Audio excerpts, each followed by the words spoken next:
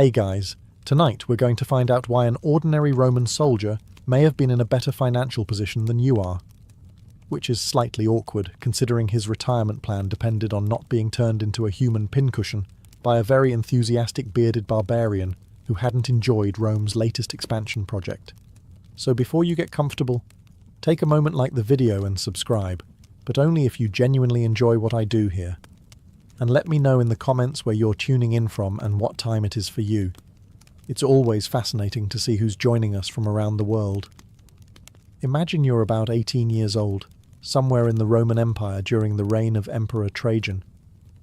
You wake up before sunrise, not because you're disciplined, but because your family's rooster has once again mistaken 3 in the morning for dawn. He's been wrong every day for the past 2 years, yet his confidence remains inspiring. You stretch, look across your family's tiny farm, and immediately spot several problems. The roof leaks. The harvest looks average at best. One of the goats has escaped again. Your father has already begun muttering about taxes, and it isn't even breakfast yet. Welcome to civilian life. If you don't inherit enough land, which most people didn't, your options are fairly limited. You can become a labourer, hoping someone needs an extra pair of hands. You can try learning a trade, assuming someone is willing to teach you. Or you can continue farming, gambling your entire future against weather that seems to hold a personal grudge against your village. Then Rome arrives. One afternoon, a column of legionaries marches through town. Their armour gleams in the sun. Their shields are polished. They walk in perfect formation, looking like the ancient world's most intimidating synchronized dance group. Children stare in amazement. Merchants stop what they're doing. Even the village dogs think twice before barking. Behind them comes the recruiter. He's charming. He's confident. He tells you the army offers regular pay, guaranteed food, proper clothing, opportunities for promotion, and enough adventure to make sure no 2 years look exactly alike. Curiously, he spends very little time discussing dysentery. He also forgets to mention that you'll occasionally carry nearly 60 pounds of equipment across mountains because someone hundreds of miles away drew a line on a map and declared, "We own that now." Recruiters, it seems, have changed remarkably little over the last 2,000 years. Still, the offer is difficult to ignore. For an ordinary young Roman, joining the army wasn't simply about becoming a soldier. It was about escaping uncertainty. Every harvest no longer determined whether your family ate well that winter. Every drought no longer threatened your income. Rome, the wealthiest state in the Mediterranean, would become your employer. Think about that for a moment. Today, people proudly announce they've landed a stable government job because it comes with decent benefits and a pension. The Romans looked at that idea and said, "Excellent, now put on 40 kilograms of equipment and march 20 miles before lunch." Once accepted, you swear the sacramentum, the military oath. From that moment, your loyalty belongs to Rome. You are no longer simply a farmer's son or a village blacksmith's apprentice. You are a legionary. It's a serious commitment. During much of the empire, you'll serve around 25 years. That's long enough to watch emperors come and go, fashions change, and your knees begin filing formal complaints every morning. In return, Rome promises something astonishing for the ancient world: consistency.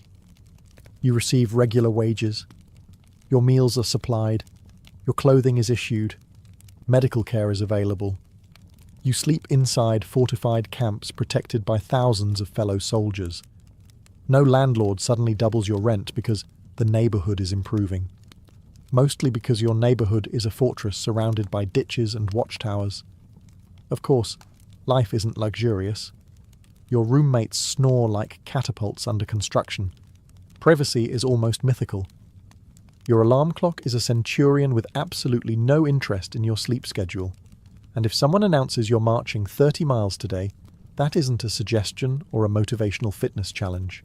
Yet compared with millions of civilians struggling to survive from one harvest to the next, you have something priceless: predictability. And here's where things become genuinely surprising.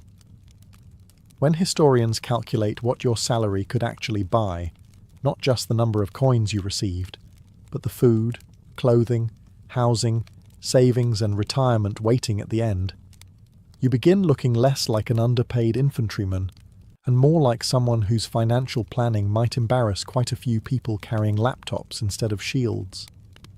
Now that you've survived recruitment without asking too many awkward questions, it's finally payday. You picture yourself walking into headquarters, collecting a heavy pouch of silver coins, and immediately planning your financial future. Rome has other ideas. Under Emperor Augustus, a legionary earned about 225 denarii a year. Later, emperors gradually increased this. Domitian raised it to 300 denarii. Septimius Severus nearly doubled it again. At first glance, those numbers don't mean much, but compared to many ordinary labourers, it represented a respectable and dependable income. The important word is dependable.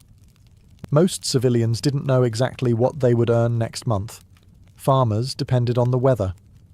Merchants depended on customers. Fishermen depended on the sea deciding not to become angry. You depended on Rome. And Rome, despite occasionally collapsing into civil wars or having emperors assassinated every few years, was surprisingly reliable when it came to paying its army. After all, nothing motivates thousands of armed professionals to reconsider their career choices quite like missing payday. Your salary usually arrived in installments rather than one enormous annual payment. When the pay chest reached the fort, soldiers gathered while officers carefully distributed the money. It was an exciting day. It was also the day reality arrived. Before you could even admire your shiny silver coins, deductions began. Food? Deducted. Clothing? Deducted. Replacement boots? Deducted. Equipment repairs? Also deducted. If your helmet needed fixing because a Germanic warrior had introduced an axe to it during the previous campaign, congratulations. Payroll had already noticed. Roman accountants would probably have loved modern subscription services. They clearly believed every enjoyable experience should come with another unexpected charge. Even after deductions, however, you usually kept a healthy portion of your wages. Better still, you weren't spending half your income on rent. You weren't buying expensive groceries every week. You weren't paying for heating, water, insurance, or discovering that your washing machine had chosen violence on a Sunday afternoon. Most of your basic necessities were already provided inside the fort.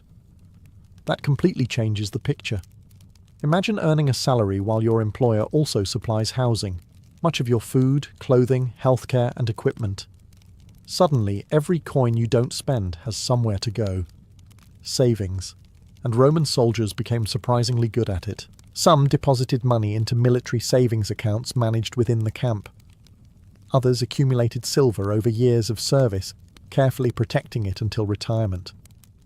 A few even lent money to fellow soldiers or local civilians, quietly becoming investors long before anyone had invented spreadsheets or people on the internet claiming they could make you rich in 6 easy steps. The paycheck itself was respectable. But the real secret to a legionary's wealth wasn't how much he earned. It was how little he actually needed to spend. If someone handed you a Roman soldier's paycheck without any context, you probably wouldn't be terribly impressed. A few silver coins. Certainly not enough to buy a villa overlooking the Bay of Naples, complete with marble columns and servants dramatically announcing your arrival every time you walked into a room. But here's the mistake almost everyone makes. People compare salaries instead of expenses. Imagine you earn a respectable income today, but every month your rent disappears into someone else's bank account. Then come electricity, heating, internet, groceries, insurance, fuel, taxes, and that mysterious charge on your credit card that you're fairly sure wasn't there yesterday. By the time you've paid everything, your wallet has become little more than an archaeological site. A Roman legionary lived very differently. Your employer already gave you a place to sleep inside the fortress. It wasn't luxurious, of course. You shared a barrack room with 7 other soldiers, meaning personal space was roughly equal to what modern airline passengers enjoy after the person in front reclines their seat. Privacy barely existed. If you wanted a quiet evening alone with your thoughts, Rome politely suggested becoming a hermit after retirement. Still, the accommodation cost you almost nothing. The same was true for much of your food. Every month, grain formed the foundation of your diet. Wheat was distributed regularly, allowing you and your tent mates to prepare bread, porridge, or other simple meals. Additional supplies included salt, vinegar, olive oil, cheese, vegetables, and occasionally meat, especially after successful campaigns or special celebrations. No one was opening a menu and wondering whether to spend 18 denarii on artisanal sourdough. Dinner was whatever the army issued. Your clothing was also largely standardized. Tunics, cloaks, sandals, belts, and equipment followed military regulations. Replacements weren't always free, and deductions certainly appeared on your pay, but the overall cost remained far below what an ordinary civilian might spend maintaining a wardrobe suitable for work. Which wasn't difficult, since every day your fashion choices consisted of wearing exactly what the centurion expected.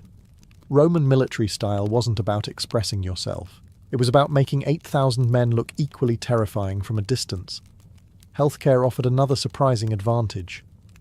Military doctors, known as medici, accompanied the legions. They stitched wounds, treated broken bones, removed arrows with varying degrees of optimism, and helped soldiers recover from disease whenever possible. Ancient medicine had obvious limits, but access to trained medical personnel was far better than what many civilians enjoyed. Taken together, these benefits transformed your finances. Because wealth isn't only measured by what you earn, it's measured by what you get to keep. While countless civilians watched their income disappear, simply trying to survive another season, you finished each payday with most of your essential needs already covered. For perhaps the first time in your life, saving money wasn't an impossible dream. It became part of the job description. By now, you might be thinking you've stumbled across history's greatest financial loophole. Steady income, low living expenses, employer-provided housing, food included, medical care available, a retirement package waiting at the finish line. You're already wondering whether Rome is still accepting applications. Not so fast, because every benefit came with a price that never appeared on your paycheck. Let's start with your working hours. Forget the modern concept of a 40-hour work week. Forget weekends. Forget asking your supervisor if you can leave early because you have a family commitment. Your family commitment is now the Roman Empire. You wake before sunrise to the sound of a horn echoing through the fort. Within minutes, thousands of men are already moving. Some report for guard duty. Others repair walls. Others train with swords and shields. Someone is chopping wood. Someone is digging another ditch. Someone is always digging another ditch. Roman generals seemed convinced that if soldiers weren't currently digging, civilization itself might collapse. Training never really stops. You practice marching. Then you practice fighting. Then you practice throwing the pilum, Rome's famous heavy javelin.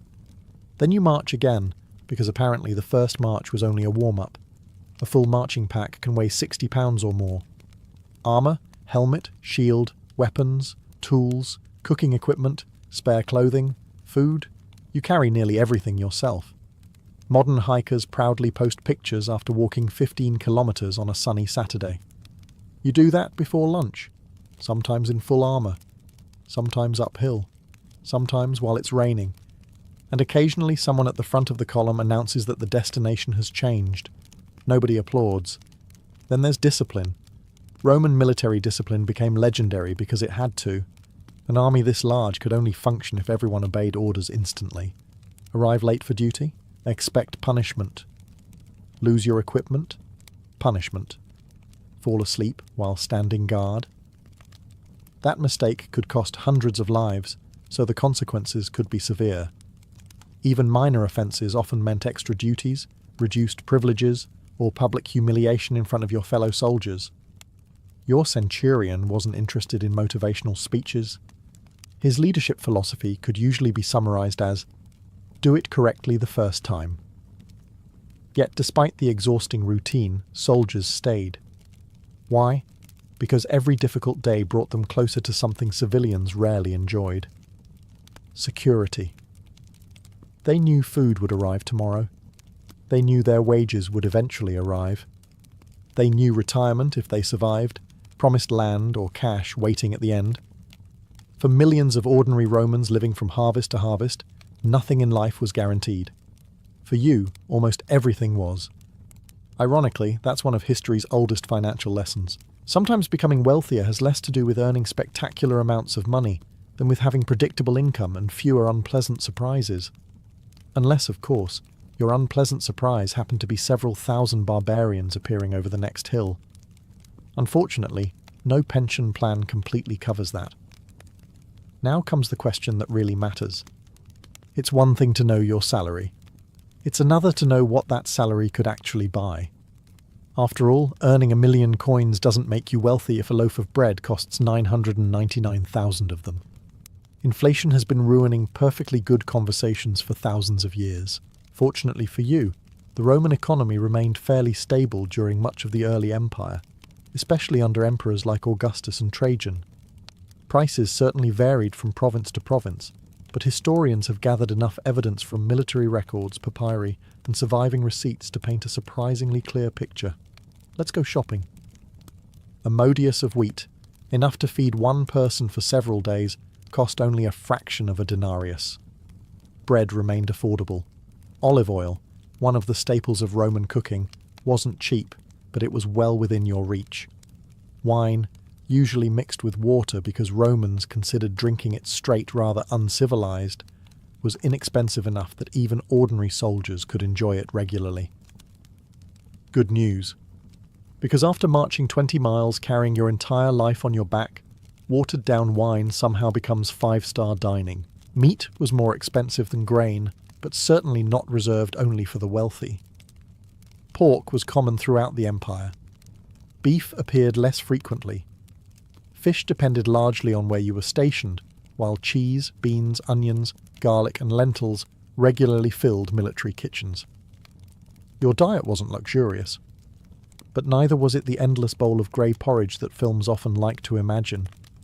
A Roman soldier usually ate better than many poor civilians. Clothing tells another interesting story. A quality wool tunic represented a noticeable expense, but you weren't constantly buying fashionable outfits every season. Roman military fashion changed at approximately the same speed as a mountain. Nobody woke up saying, "This year's sandals are completely out of style." If they did, the centurion probably assigned them extra ditch digging until the feeling passed. Now compare that to the average labourer. A civilian builder or farm worker often found employment only when work was available. Bad weather meant fewer jobs. Poor harvests meant higher food prices. Illness meant no income at all. You, meanwhile, continued receiving wages. Even if you were stationed on the cold frontier of Britain, where sunshine became more of a historical rumour than a daily event.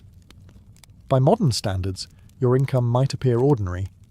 Your purchasing power, however, was anything but ordinary. Because with food heavily subsidised, housing provided, clothing partially supplied, and stable employment guaranteed, each silver coin stretched remarkably far. And that's the difference between earning money and actually getting to keep enough of it to build a future.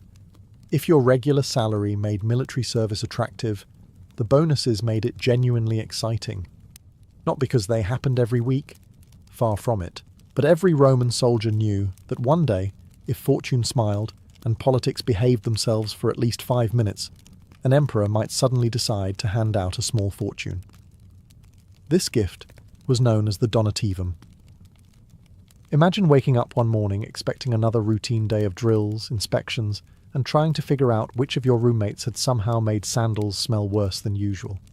Instead, word spreads through the camp. The emperor has announced a bonus. Suddenly morale improves at a speed that no inspirational speech could ever achieve. Funny how money has always been an excellent motivational tool. The donativum wasn't guaranteed. It usually appeared after a new emperor took the throne, following a major military victory, or during important anniversaries. In many cases, it was less of a generous gift and more of a practical investment. After all, if you were becoming emperor, the first people you wanted on your side were the hundreds of thousands of heavily armed professionals scattered across the empire. Winning elections is nice. Winning the army is considerably safer. Some emperors were famously generous. Claudius rewarded the troops after securing the throne. Trajan earned enormous popularity by sharing the wealth generated through successful campaigns. Septimius Severus practically told his sons that keeping the army happy was one of the keys to holding power. History suggests he wasn't wrong. Sometimes these bonuses equaled several years of ordinary wages. Imagine your employer suddenly announcing, "Congratulations, here's 2 years' salary." You would probably check whether the email was a scam. Roman soldiers simply lined up and accepted the silver. Of course, the money rarely stayed untouched. Many bought better personal equipment or replacement animals. Others sent money home to parents, wives, or children. Some invested in land for the day they finally retired. And naturally, some celebrated. Roman taverns became noticeably busier after bonus payments. Coincidentally, so did local headaches the following morning. Yet even soldiers who enjoyed a good celebration often understood something important. Bonuses were temporary. Saving them created opportunities. By the time a veteran completed decades of service, careful saving combined with regular wages and occasional donativa could produce an impressive amount of wealth. Certainly not enough to purchase half the empire, but enough to buy land, enough to build a comfortable home, enough to start a business, enough to give your children a better beginning than you had. For many recruits who had arrived with little more than the clothes on their backs, that transformation was extraordinary. Rome didn't simply pay its soldiers. Sometimes it gave them the chance to climb an entire social class, one silver coin at a time. After years of marching across mountains, crossing rivers, building forts, and becoming strangely enthusiastic about digging ditches, retirement finally appears on the horizon. You probably can't believe it. Your knees certainly can't. For roughly 25 years, you've obeyed orders, survived battles, stood guard through freezing nights, and eaten enough army bread to recognize individual grains of wheat by name. Now Rome is about to keep one of its biggest promises. Unlike many civilians, who often worked until age or illness forced them to stop, you actually had a retirement plan, an official one. When a legionary completed his service honourably, he was discharged with a ceremony known as the onesta missio, literally an honourable release. It wasn't simply a handshake and a polite good luck. Rome rewarded loyalty. Veterans often received a substantial cash payment, a grant of land, or sometimes both, depending on the emperor and the period. Augustus even established a special military treasury, the aerarium militare, specifically to help ensure veterans received what they had been promised. Think about that. The Roman government created an entire fund dedicated to military pensions almost 2,000 years ago. Meanwhile, modern governments occasionally look at pension systems the way people look at assembling furniture without instructions, with visible concern. The amount you received wasn't enough to make you one of Rome's richest citizens, but it was enough to change your life. Many veterans used the money to purchase farms. Others opened workshops, taverns, or trading businesses. Some settled in newly founded colonies alongside fellow veterans, creating communities filled with men who had spent decades serving together. It was rather like moving into a neighbourhood where everyone had the same stories, the same bad knees, and the same habit of waking up before sunrise, even though nobody was blowing a military horn anymore. Old habits are difficult to retire. Even more valuable than the money was the stability it created. Instead of beginning middle age with nothing but hope, you started with savings, experience, and valuable connections across the empire. You also possessed practical skills. You knew engineering. You knew construction. You understood logistics, organization, surveying, road building, and leadership. The Roman army had accidentally spent 25 years giving you one of the best vocational educations available in the ancient world. Of course, not every veteran became prosperous. Some struggled. Some settled in difficult frontier regions. Others discovered that farming looked much easier when someone else was doing it. Still, compared with millions of ordinary labourers who reached old age with little to fall back on, you finished your career with something remarkably rare: a pension, savings, and the realistic possibility of owning your own land. Suddenly, that young man who had once worried whether the next harvest would feed his family had become something else entirely. Not just a retired soldier, a financially secure citizen with a future that many of his civilian neighbours could only dream about. Not every Roman soldier retired to a quiet little farm with a few chickens and a respectable collection of back pain. Some became genuinely wealthy. And no, we're not talking about emperors, senators, or aristocrats born with silver spoons and several vineyards already waiting for them. We're talking about ordinary soldiers who climbed the ranks. Take the centurion, for example. If you're imagining a man who commanded exactly 100 soldiers, history is about to disappoint you slightly. The title survived from earlier times, but by the imperial period, a centurion's command varied considerably. What never varied was his importance. He was the backbone of the Roman army. Your centurion trains you. He disciplines you. He decides whether today's march feels merely exhausting or absolutely unforgettable. And if you've somehow managed to polish your helmet badly enough to offend the dignity of Rome itself, he'll certainly let you know. Centurions earned dramatically more than ordinary legionaries. Depending on the period, some received 15 times the salary of a regular soldier, while the most senior officers earned even more. They occupied larger quarters, enjoyed greater prestige, and often accumulated impressive fortunes during long careers. Suddenly, military promotion wasn't just about glory, it was about financial freedom. Then there was the Praetorian Guard. These elite soldiers served as the emperor's personal bodyguards, usually stationed near Rome itself. They received higher pay, shorter terms of service, and frequent bonuses whenever a new emperor wished to ensure the loyalty of the men standing closest to his bedroom. It was probably one of history's most stressful security jobs. Your performance review could literally change the government. Some soldiers also discovered opportunities beyond their official salary. Around military forts, entire towns sprang into existence. Merchants, craftsmen, blacksmiths, tavern owners, bakers and traders all wanted the business of thousands of men receiving regular wages. Where soldiers gathered, business followed. Many legionaries quietly invested in local enterprises through trusted friends or family members. Others raised livestock while stationed in peaceful provinces. Some learned valuable crafts from military engineers and later earned additional income making tools, wagons, furniture, or building materials. Even after retirement, those skills remained valuable. The Roman army wasn't simply teaching you how to fight. It was teaching you how to organize people, solve problems, construct roads, bridges, forts and aqueducts, manage supplies, and lead large groups under pressure. Modern employers would probably describe that as excellent transferable skills. Rome simply called it Tuesday. Of course, not everyone became rich. Promotion was competitive. Many soldiers finished their careers as ordinary legionaries. But here's the remarkable part.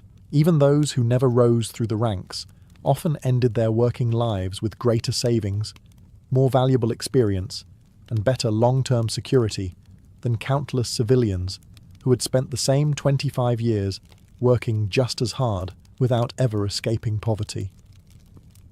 In Rome, the fastest road to prosperity wasn't always through politics or inheritance. Sometimes it began by picking up a shield. So far we've spent a great deal of time looking at your comfortable military paycheck. Now let's meet the people you left behind. Because understanding why a Roman soldier could become financially secure only makes sense once you compare him to the average civilian. Let's begin with the farmer. Not the wealthy landowner with marble floors and dozens of servants. The ordinary farmer. The man who owns a tiny plot of land, or perhaps rents one from somebody considerably richer. Every year his livelihood depends on rain arriving at the right time, the river behaving itself, insects staying somewhere else, and his neighbours deciding not to steal his sheep. It's a surprisingly stressful business. Modern investors worry when the stock market drops 3%. Just when you're feeling rather pleased with your Roman financial situation, it's time to introduce one of history's most consistent characters, the tax collector. Don't worry, he's been making unpopular first impressions for thousands of years. The Roman Empire depended on taxes to build roads, maintain aqueducts, supply cities, and, rather importantly, pay people like you.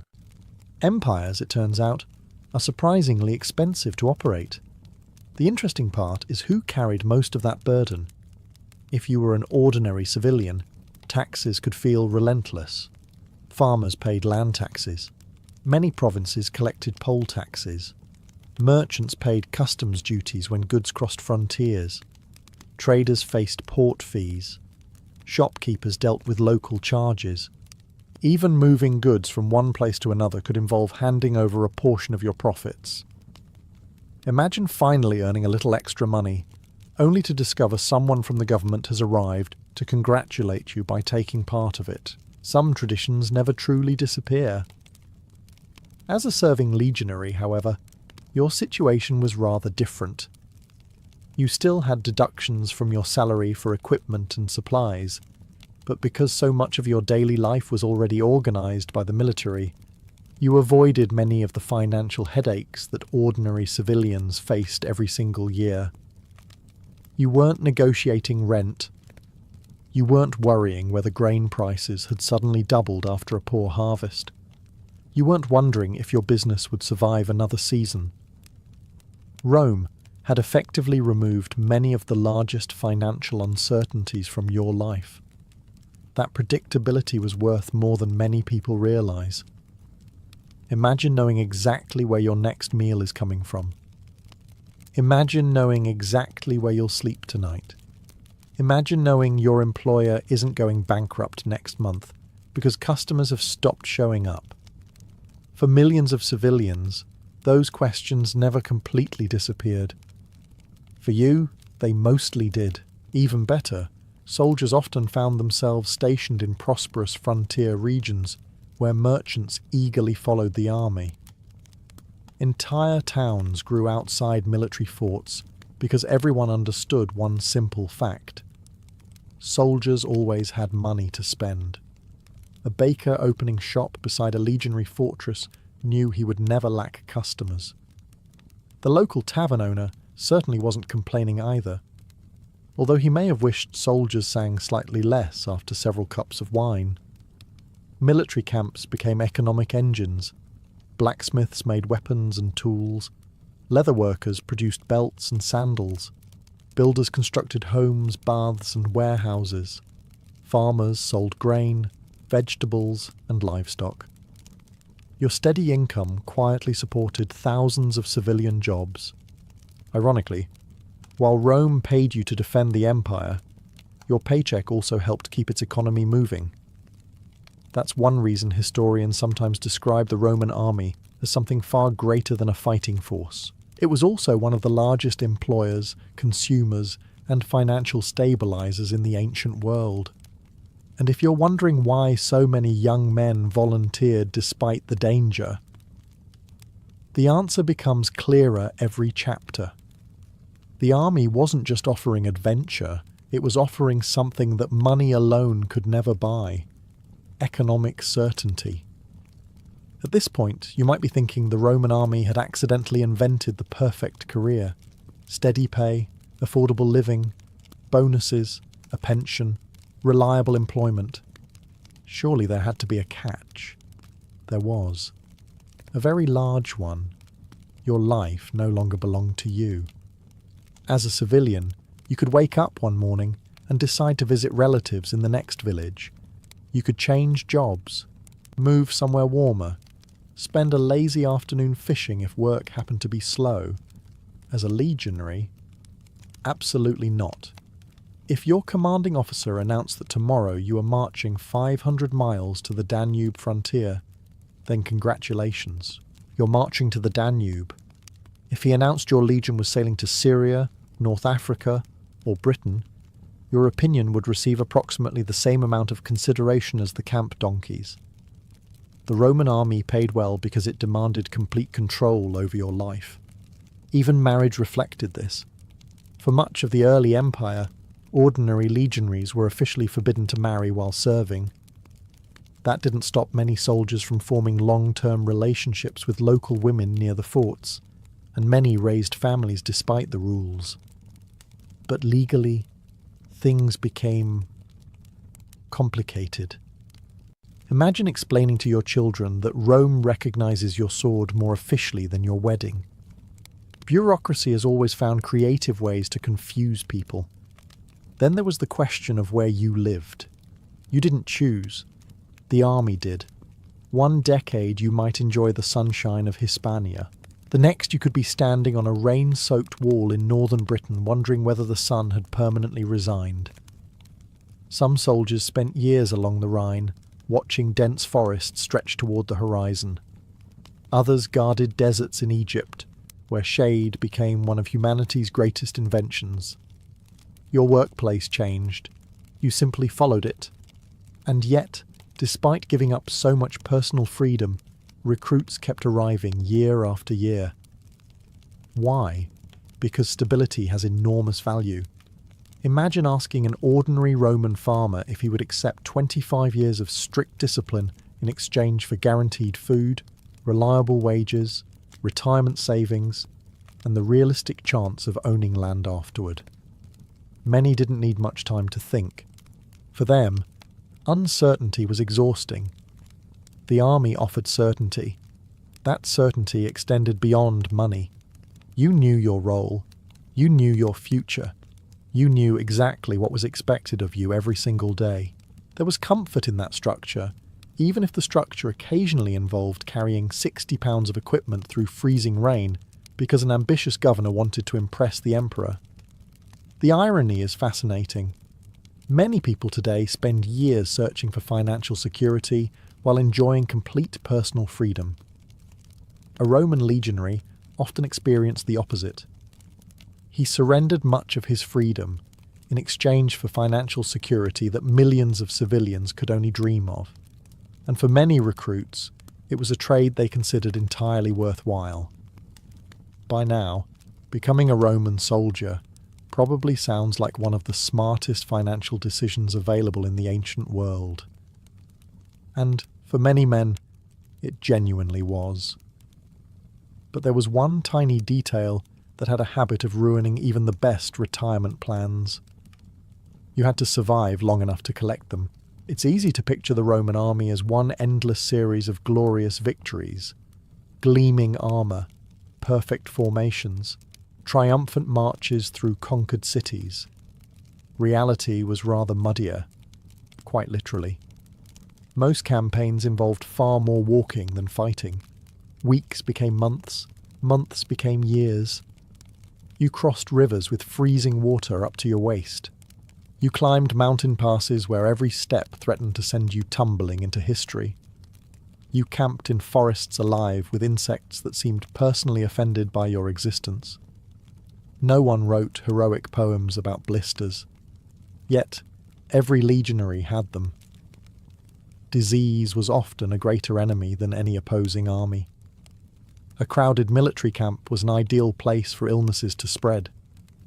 Dysentery, malaria in certain provinces, respiratory infections, and contaminated water could quietly kill far more soldiers than swords ever managed. Imagine surviving 3 battles, only to lose an argument with bad drinking water. History has an unusually dark sense of humour. Accidents were equally common. Axes slipped while cutting timber. Walls collapsed during construction. Horses threw riders. Heavy equipment crushed feet and hands. The Roman army wasn't only a fighting force, it was also one of the largest construction companies in the ancient world, and construction has never been famous for being risk-free. Then came the campaigns themselves. Some enemies fled before the disciplined advance of the legions. Others refused. Battles against the Dacians, Parthians, Germanic tribes, or rebellious provinces could be brutally costly. Even victory carried a price. A shield could stop many things, but not every spear, arrow, or unlucky moment. Each time the trumpet sounded for battle, no soldier knew whether he would still be standing when the sun went down. That's what made the pension so remarkable. Rome wasn't rewarding an easy career. It was rewarding endurance. Every year you remained alive brought you one step closer to financial security that countless civilians never achieved. Every campaign survived meant another year's wages, another opportunity to save, another chance to eventually own land and begin a peaceful life. And perhaps that's why Roman veterans earned such enormous respect. People didn't simply admire their courage, they admired what it had cost, because behind every retired legionary was a quarter century of hardship, discipline, sacrifice, and more than a little luck. So yes, a Roman soldier could retire wealthier than many ordinary civilians.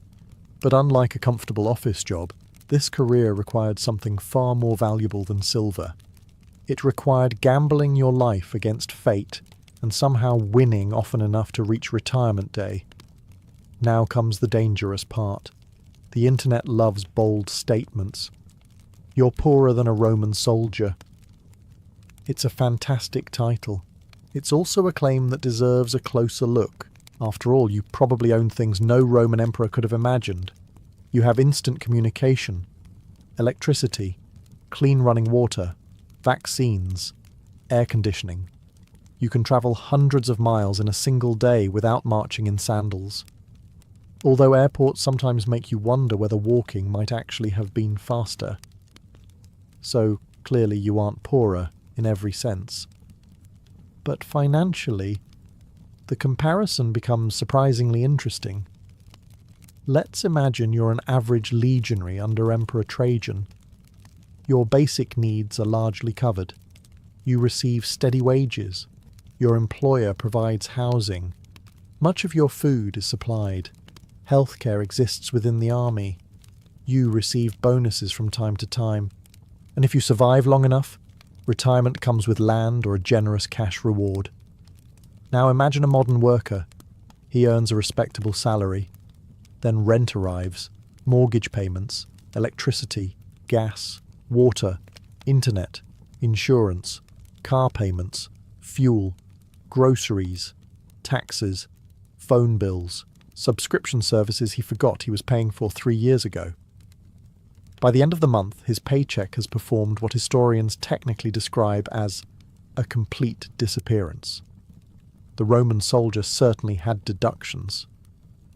But the scale wasn't remotely the same. His largest expenses simply didn't exist. He wasn't competing in an overheated housing market. He wasn't paying interest on loans. He wasn't wondering whether buying eggs now required speaking with a financial advisor. Most importantly, he could actually save. Historians examining military records frequently find evidence that soldiers accumulated respectable amounts of money throughout their careers. Some deposited savings with military officials. Others sent money home. Many retired with enough wealth to purchase farmland and begin entirely new lives.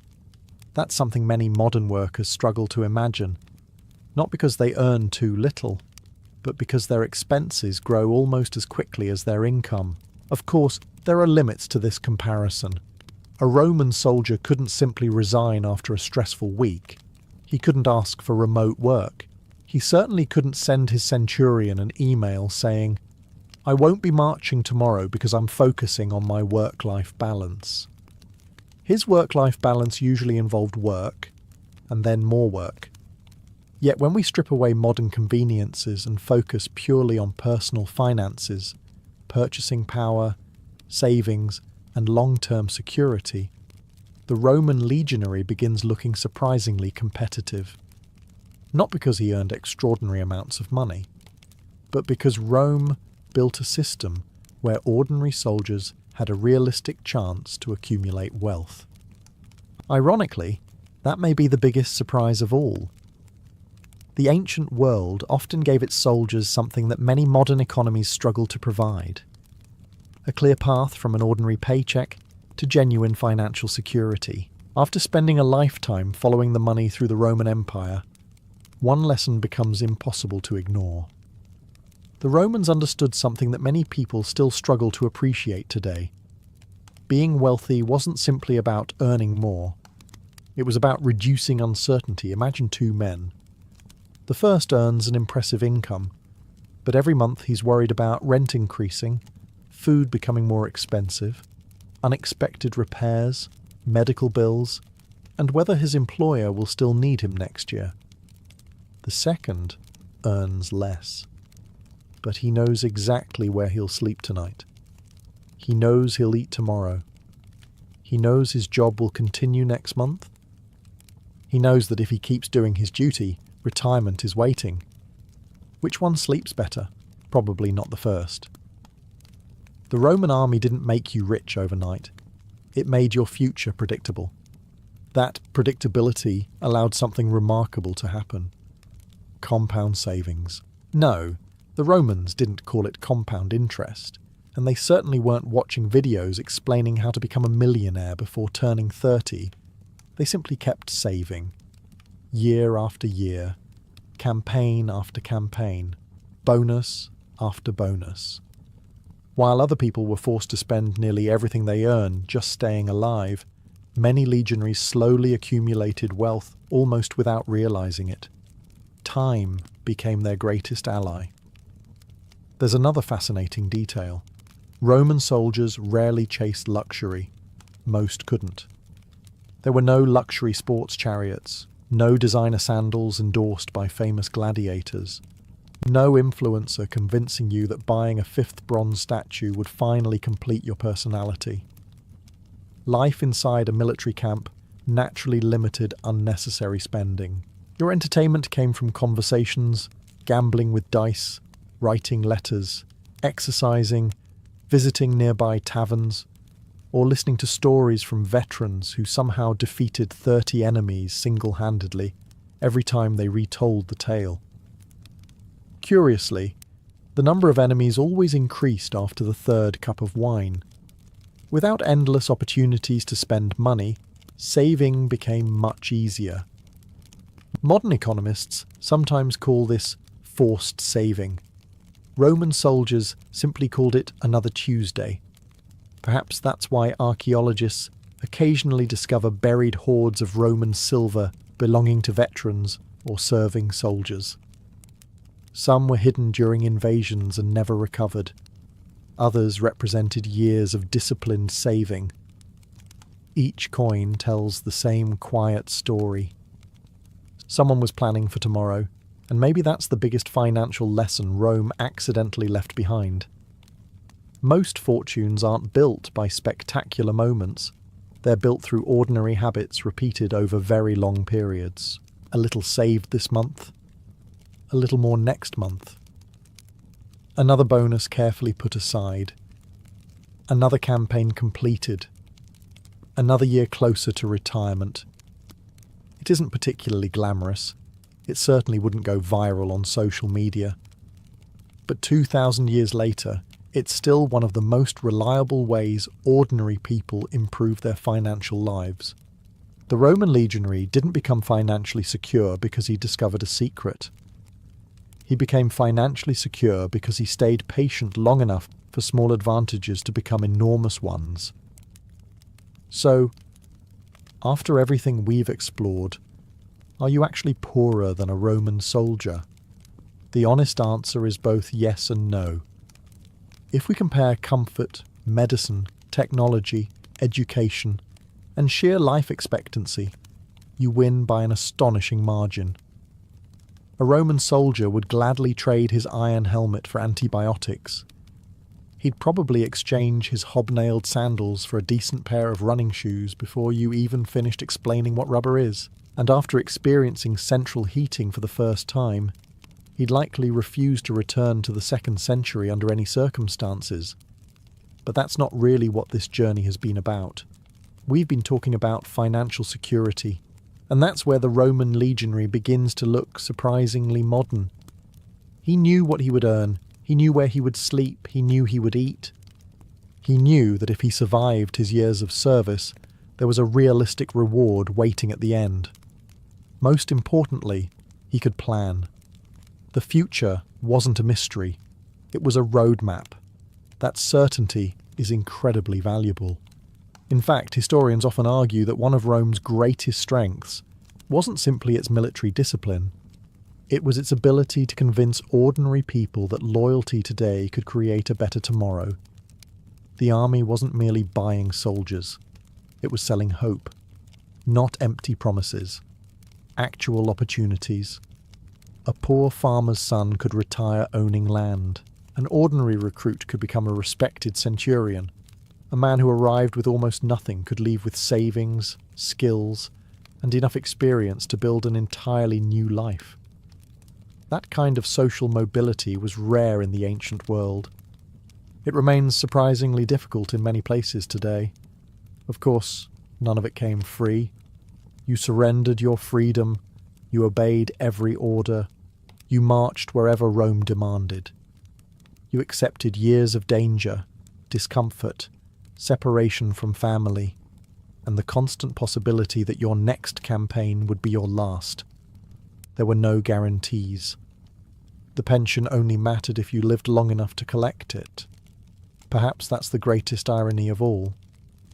The Roman soldier wasn't financially successful because life was easier.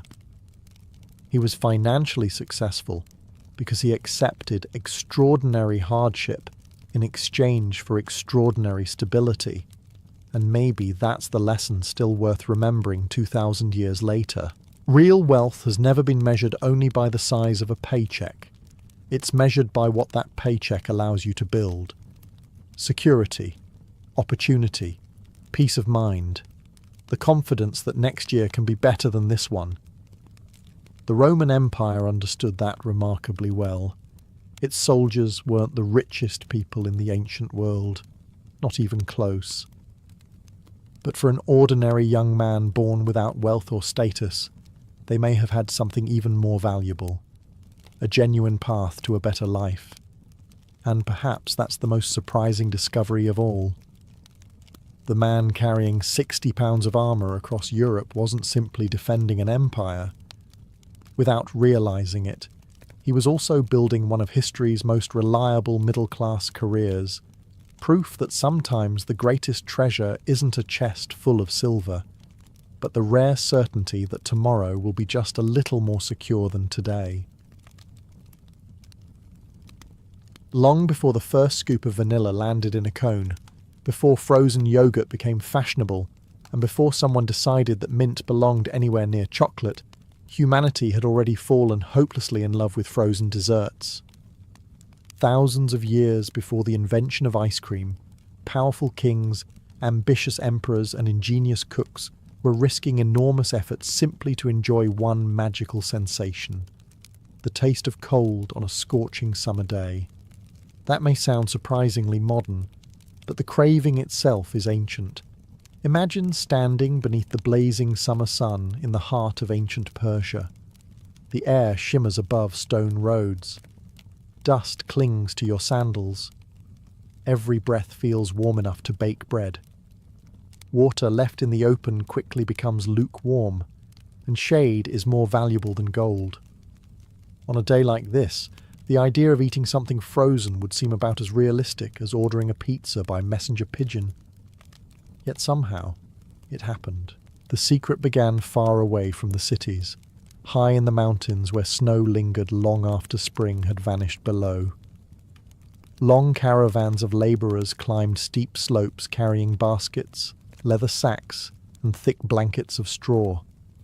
Their mission was simple to explain, but exhausting to perform: gather fresh snow and bring it back before the sun claimed it. You can picture the frustration. Every hour of travel meant watching part of your precious cargo quietly melt away. It was perhaps the only delivery service in history where your product literally disappeared while you were transporting it. But the reward justified the effort. For rulers and wealthy nobles, snow was not merely frozen water. It was proof that nature itself could be conquered. If you could summon winter in the middle of summer, you demonstrated power over both distance and season. Serving chilled delicacies at a royal banquet wasn't simply hospitality, it was a statement. It told every guest that your wealth reached mountains they would never climb, and commanded workers they would never meet. Of course, hauling snow downhill was only half the challenge. Keeping it frozen once it reached the cities required remarkable engineering. Ancient Persian builders constructed enormous underground chambers known today as yakchals. These towering mud brick domes concealed deep storage pits insulated so well that ice collected during winter could survive well into the hottest months. Some even used clever wind-catching towers and underground channels that naturally cooled the interior without any machinery. Inside these remarkable structures, cooks suddenly had possibilities that seemed almost magical. Fresh mountain snow could be mixed with fragrant rose water, sweet grape syrup, crushed fruits, or honey harvested from wild hives. Instead of heavy cakes or baked pastries, guests received delicate bowls of flavoured snow that melted gently on the tongue.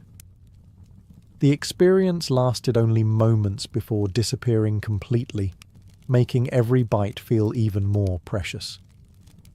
You weren't simply eating dessert, you were tasting the impossible. And although these frozen treats looked very different from the ice cream-filling supermarket freezers today, they marked the beginning of a culinary adventure that would travel across empires, inspire generations of inventive cooks, and eventually transform one of humanity's oldest dreams into one of its favourite indulgences. The journey toward ice cream had quietly begun, one basket of mountain snow at a time. If hauling snow from the mountains sounds extravagant, the Persians had an even more impressive idea. They didn't stop at eating flavoured snow. They transformed it into one of the world's first recognisable frozen desserts, a luxurious creation that historians consider one of ice cream's oldest ancestors. Its name was falude. Remarkably, you can still order it in parts of Iran today, making it one of the oldest continuously enjoyed desserts on Earth. Unlike the simple mixtures of snow and honey served elsewhere, falude was carefully crafted. Thin noodles made from starch were chilled until icy, then mixed with snow or crushed ice, and drenched in fragrant rosewater syrup. Lime juice sometimes added a bright, refreshing sharpness, while pistachios or sour cherry syrup could provide extra flavour. The result was sweet but not overpowering, floral without being perfumed, and astonishingly refreshing during the brutal Persian summer. It probably wasn't creamy like modern ice cream. There was no milk or cream involved. Instead, imagine something halfway between a frozen sorbet and a delicate bowl of icy noodles. It may sound unusual today, but so does putting pineapple on pizza, and somehow civilization survived that debate. Creating falude required more than talented cooks. It demanded remarkable engineering. The enormous yakchals introduced in the previous chapter became the beating heart of this frozen revolution.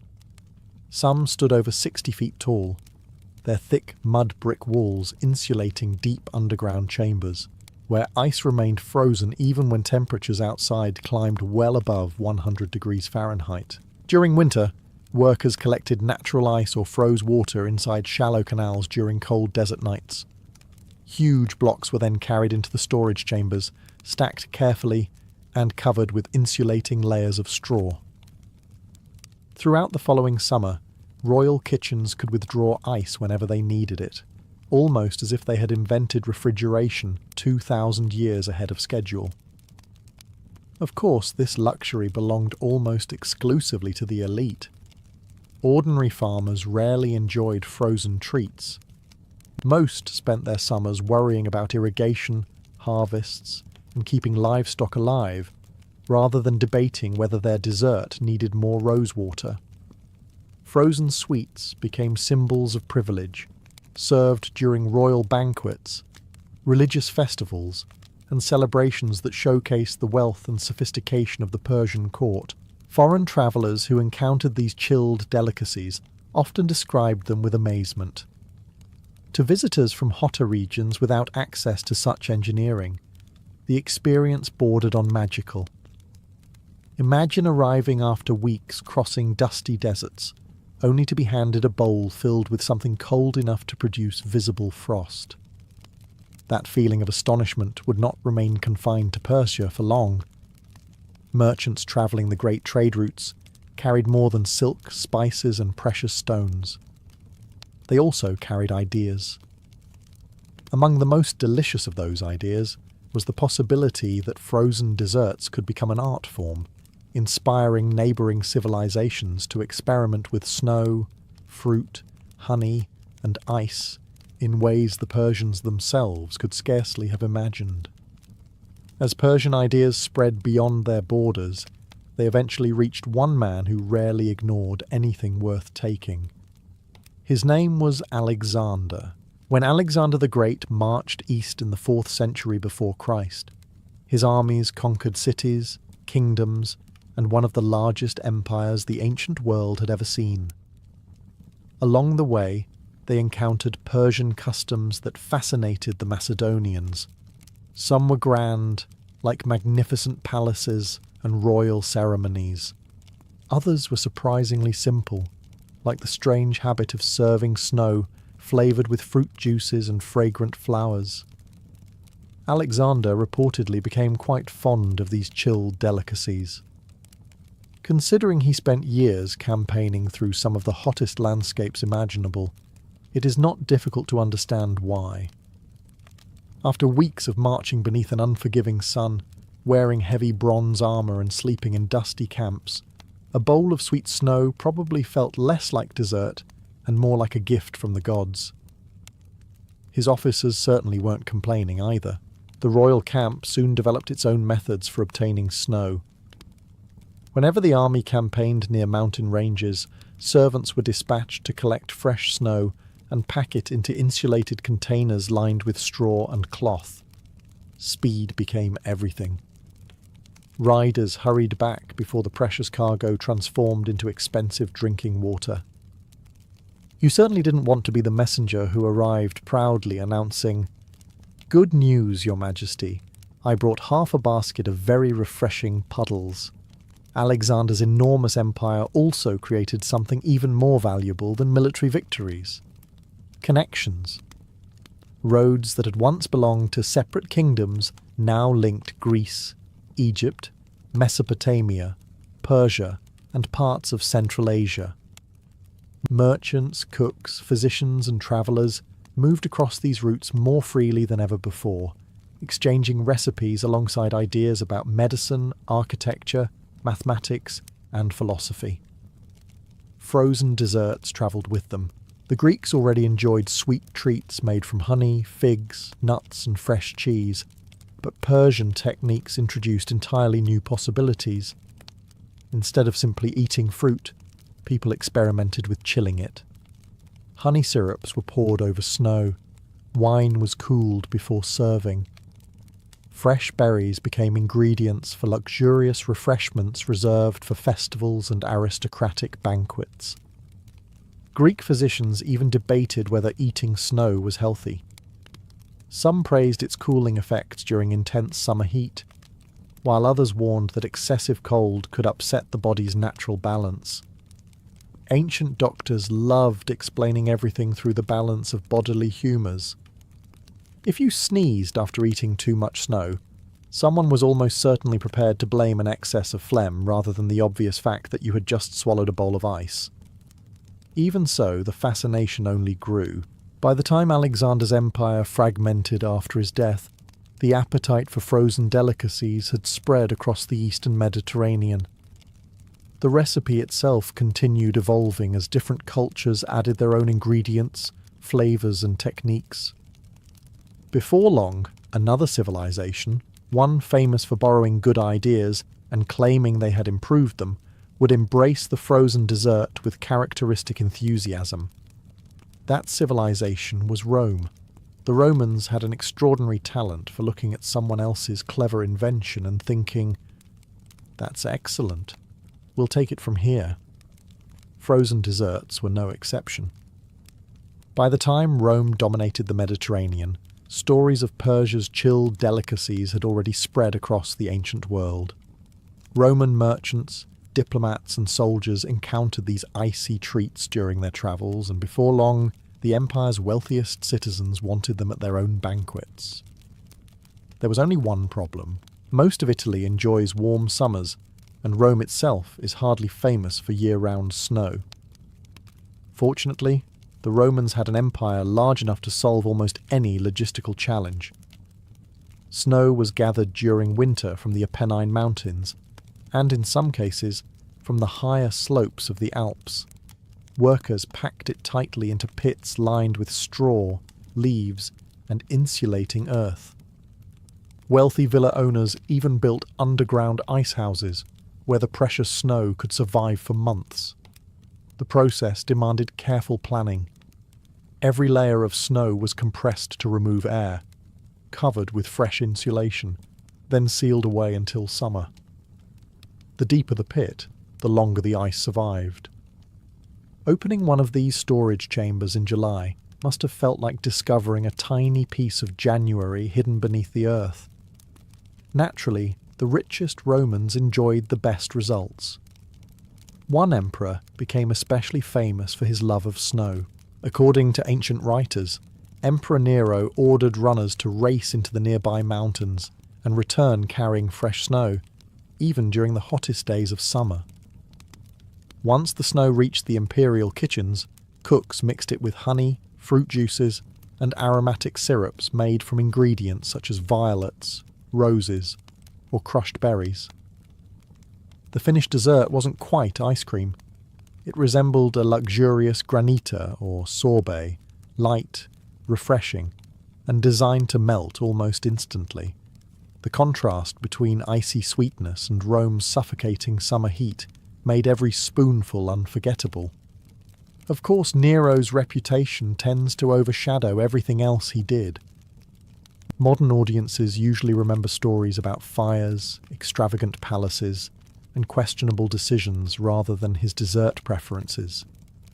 Still, his passion for chilled treats illustrates how valuable snow had become in Roman society. It wasn't merely food, it was a display of power. Imagine hosting a lavish banquet where dozens of guests reclined on couches around polished tables. Servants carried roasted peacocks, fresh oysters, imported spices, and exotic wines. Then, just when everyone believed the meal had reached its peak, another servant appeared carrying bowls filled with sparkling snow flavoured with honey and ripe fruit. That final course sent a very clear message. I am wealthy enough to serve winter in the middle of August.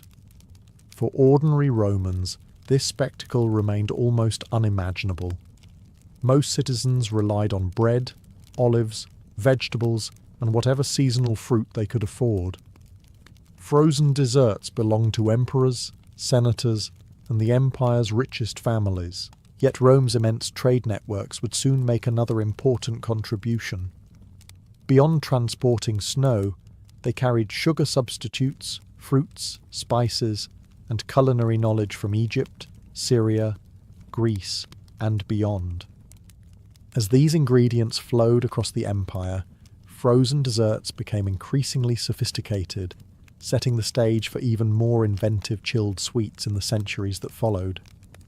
While Roman emperors were sending runners into the mountains for fresh snow, another civilization on the opposite side of Asia was conducting its own frozen experiments. China approached chilled desserts with the same philosophy it often applied to engineering, medicine, and cuisine. If something could be improved, someone would eventually find a way. The earliest records suggest that Chinese nobles had been enjoying cooled drinks and frozen delicacies for centuries. During the Zhou dynasty, royal officials were already responsible for collecting and storing ice harvested from frozen lakes and rivers during winter. Massive blocks were cut with bronze tools, hauled into specially constructed ice houses, and carefully buried beneath layers of straw and earth. This wasn't a side job. The royal court actually employed workers whose entire responsibility was managing ice supplies throughout the year. Imagine explaining your profession at a family gathering. So, what do? I guard frozen water. Not glamorous perhaps, but surprisingly important. By the time of the Tang dynasty, between the 7th and 10th centuries, Chinese cooks had begun experimenting with recipes that sound remarkably familiar today. Historical accounts describe chilled mixtures made from milk, often from water buffalo or goats, combined with flour and aromatic ingredients such as camphor. These mixtures were cooled using ice and salt, an ingenious technique that allowed temperatures to fall below the normal freezing point of water. That discovery was revolutionary. Simply placing food on ice only cools it. But mixing ice with salt creates a much colder environment, allowing liquids to freeze far more effectively.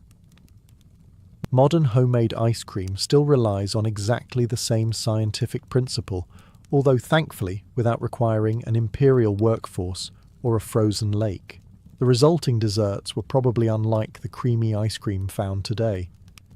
Their texture was likely lighter, slightly grainier, and far less sweet, since refined sugar remained rare and expensive. Even so, they represented an extraordinary leap forward. Instead of merely flavouring snow, cooks were beginning to freeze prepared mixtures themselves. As always, these luxurious treats remained reserved for the elite. Members of the imperial family, high-ranking officials, and honoured guests enjoyed them during elaborate banquets, particularly during festivals when displaying rare delicacies reinforced the emperor's prestige. Serving something frozen in the height of summer demonstrated not only wealth but mastery over nature itself. Chinese culinary traditions also emphasized balance. Rather than overwhelming the palate with sweetness, frozen desserts often featured delicate floral aromas, subtle dairy flavors, or fruits that complemented the season. The goal was refreshment and harmony, not simply satisfying a sweet tooth. These innovations would quietly echo beyond China's borders. Merchants travelling the Silk Road carried spices, silk, porcelain, and ideas across thousands of miles. Along with those treasures travelled knowledge about preserving ice, cooling foods, and creating frozen delicacies. By now, civilizations stretching from the Mediterranean to East Asia had all reached the same remarkable conclusion. Winter, it turned out, could be served in a bowl. The only question remaining was how to make that miracle available to more than just kings and emperors. As the ancient world gave way to the medieval one, frozen desserts did not disappear. Instead, they found new life in the kitchens of the Islamic world, where brilliant cooks, merchants, and scholars refined recipes that had been evolving for thousands of years. If Persia had invented some of the earliest frozen treats, the great cities of the Islamic Golden Age helped perfect them. Baghdad, Damascus, Cairo, and later cities across Al-Andalus became centres of culinary innovation. Their markets overflowed with ingredients that earlier civilizations could only dream about. Fragrant lemons, oranges, pistachios, almonds, roses, violets, saffron, cinnamon, and perhaps most importantly of all, sugar. Unlike honey, which had dominated sweet recipes for centuries, sugar could produce cleaner, brighter flavours. As sugar cultivation spread across Persia, Egypt, and the Mediterranean under Islamic rule, desserts changed forever. Frozen desserts changed with them. Instead of simply mixing snow with fruit juice, cooks created elegant syrups flavoured with roses, orange blossoms, mint, mulberries, pomegranates, and fresh citrus. These concentrated syrups were poured over finely crushed ice to create refreshing delicacies known as sharbat, the ancestor of the modern word sherbet. The drink could be served almost icy enough to freeze your teeth, if medieval dentists had cared to comment on such things. Considering most dentistry at the time involved someone confidently removing the wrong tooth, they probably had bigger concerns. Producing enough ice remained the greatest challenge. Throughout Persia and much of the Middle East, enormous yakhchals continued storing winter ice well into summer. In mountain regions, fresh snow was transported by caravans. Wealthy households sometimes purchased blocks of ice from specialized merchants whose businesses depended entirely on preserving winter for as long as possible. Imagine being an ice merchant in the 9th century. Your entire livelihood depended on convincing the sun to lose. Surprisingly, they often succeeded. Some cities even organized regular deliveries of mountain snow to royal palaces, hospitals, and elite households. During important celebrations such as weddings or religious festivals, chilled drinks and frozen sweets became symbols of generosity and refinement. Serving guests an icy dessert in the middle of a scorching afternoon demonstrated not only wealth but sophistication. The scientific curiosity of the Islamic world also played an important role.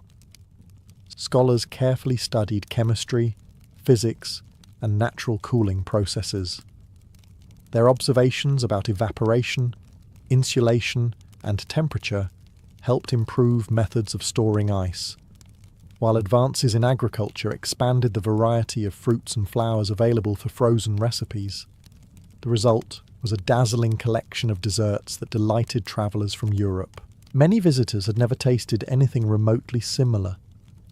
They returned home describing mysterious frozen sweets scented with roses and citrus, served in elegant gardens where fountains cooled the evening air. Those travellers carried home more than memories. They carried inspiration.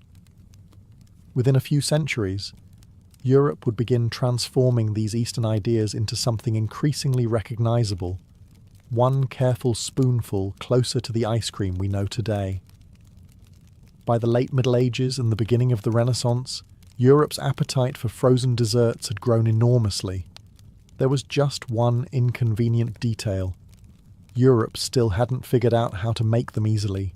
The recipes arriving from the Islamic world fascinated wealthy families across Italy, Sicily, and southern Spain. Merchants returned from Mediterranean ports with stories of chilled fruit syrups, scented ices, and elegant desserts served in the courts of Eastern rulers. Cooks eagerly tried to recreate them, but success depended on one stubborn ingredient that refused to cooperate: ice. Unlike flour or wine, you couldn't simply purchase it whenever you felt like baking. It had to be harvested during winter, transported carefully, and stored with remarkable skill. Entire industries emerged around this frozen treasure. Workers cut enormous blocks from frozen lakes, rivers, and mountain slopes before packing them into deep ice houses insulated with straw, sawdust, and thick stone walls. A good ice house became one of the most valuable buildings on a wealthy estate. Without it, summer desserts remained little more than hopeful ideas. Italian cities soon became the leaders of this chilly revolution. Venice, Florence, and Naples welcomed merchants from every corner of the Mediterranean, bringing not only spices and silk, but also culinary knowledge gathered over centuries. Local chefs began combining Eastern techniques with Italy's abundance of lemons, oranges, cherries, peaches, and fragrant herbs. The result was an entirely new family of frozen treats. Fruit juices were sweetened with sugar, mixed with finely crushed ice, and stirred until they reached a smooth, delicate consistency. These early sorbettos were lighter than modern ice cream, but richer than simple flavoured snow. Every spoonful captured the flavour of fresh fruit, while offering the luxurious sensation of icy refreshment. The word itself likely traces its roots through the Arabic sharbat, reminding everyone that recipes often travel farther than armies ever do. Of course, frozen desserts remained reserved for society's highest circles. A noble banquet might feature musicians, dancers, roasted game, imported wines, and finally, a spectacular frozen course served in elegant silver bowls. Guests often reacted with genuine amazement. Some had never encountered anything so cold in the middle of July. Others simply admired the host's ability to provide such an expensive luxury. Imagine spending an entire evening eating roast pheasant, fresh figs, imported spices, and fine wine. only to have everyone gasp because someone walked into the room carrying a bowl of frozen lemon dessert. Human priorities have always been wonderfully predictable. As European cooks experimented further, another important discovery spread across elite kitchens. By surrounding metal containers with a mixture of crushed ice and salt, they could freeze liquids much faster than before. Custards, cream mixtures, and sweetened milk suddenly became realistic possibilities rather than impossible dreams. That simple scientific breakthrough changed everything. For the first time, frozen desserts were beginning to resemble what we would instantly recognize today as the earliest ancestors of true ice cream. The final transformation was now only a few generations away. After thousands of years of flavoured snow, chilled syrups, and elegant fruit ices, the world was finally approaching the dessert that would conquer nearly every freezer on Earth. The missing ingredient was cream. For centuries, cooks had mastered the art of freezing water-based mixtures. They knew how to chill fruit juices, sweeten snow, and preserve ice through the hottest months. But dairy presented an entirely different challenge. Milk and cream behaved differently when frozen, often separating into unpleasant icy lumps unless handled with care. Long before the first great cities rose from the earth, before emperors ruled vast kingdoms, before philosophers debated ideas and poets filled scrolls with stories, humanity had already discovered something remarkable. We danced. Long before people could write their history, they were moving their bodies to tell it. Imagine a small group of hunter-gatherers gathered around a crackling fire some 20,000 years ago. The day's hunt is over. Spears lean against rocks. Children watch with wide eyes while elders beat sticks together in a steady rhythm. Someone begins stamping their feet. Another joins in. Soon the entire group is moving together, circling the fire beneath a sky crowded with stars. No one calls it choreography. No one has invented that word yet. But this is dance in one of its earliest forms. To us, dancing often feels like entertainment.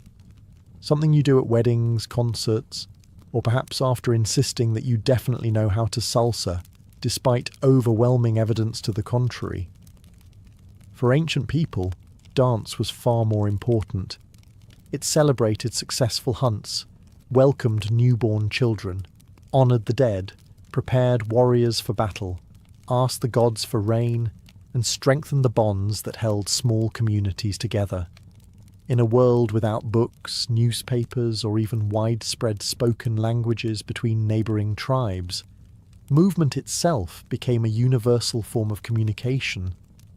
Everyone understood rhythm. Archaeologists have found cave paintings in Europe, Africa, India, and Australia, showing groups of people standing in rhythmic poses, with raised arms, bent knees, and linked hands. Although we cannot hear the music that accompanied these scenes, the images strongly suggest communal dancing existed thousands of years before history was ever written down. Music itself was wonderfully simple. Drums made from hollow logs echoed through valleys. Animal hide tambourines kept steady beats.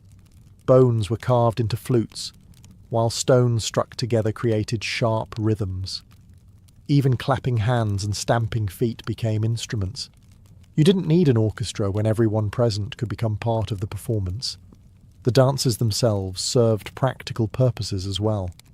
Hunters sometimes mimicked the movements of deer, bison, or antelope before setting out, believing these performances would bring success. Warriors practiced coordinated steps that built trust and discipline within the group. Religious ceremonies used slow, repetitive movements to create a feeling of unity, allowing entire communities to share moments of celebration, grief, or hope. In many ways, dance became humanity's first shared language.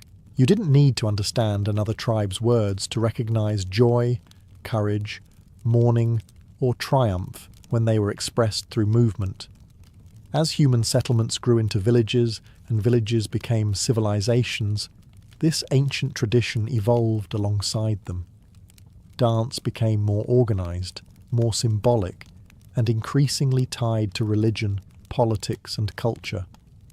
Every great civilization would shape it differently, yet all inherited the same timeless instinct that had begun around countless prehistoric campfires.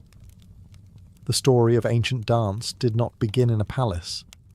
It began with ordinary people moving together beneath the open sky, discovering that sometimes the body could say what words never could. As prehistoric villages grew into kingdoms, dance evolved alongside them. No civilization embraced this transformation more gracefully than ancient Egypt, where nearly every important moment in life, from birth to burial, from harvest to coronation, could be accompanied by music and movement. To the Egyptians, dance was never just entertainment. It was a way of speaking to the gods. Imagine arriving in Thebes during one of the great religious festivals. The streets are crowded long before sunrise. Merchants have closed their stalls. Families line the processional roads wearing freshly washed linen. Priests prepare sacred statues inside towering temples, while musicians warm up nearby, testing harps, long trumpets, drums, and the distinctive rattle of the sistrum, a bronze instrument whose shimmering sound was believed to please the goddess Hathor. Then the procession begins. Temple doors slowly open, and priests carry the image of the god through the city. Incense drifts through the air, flowers decorate the route, and dancers step forward in carefully rehearsed formations. Their movements are elegant rather than wild, every gesture timed to the steady rhythm of the musicians. This wasn't improvisation.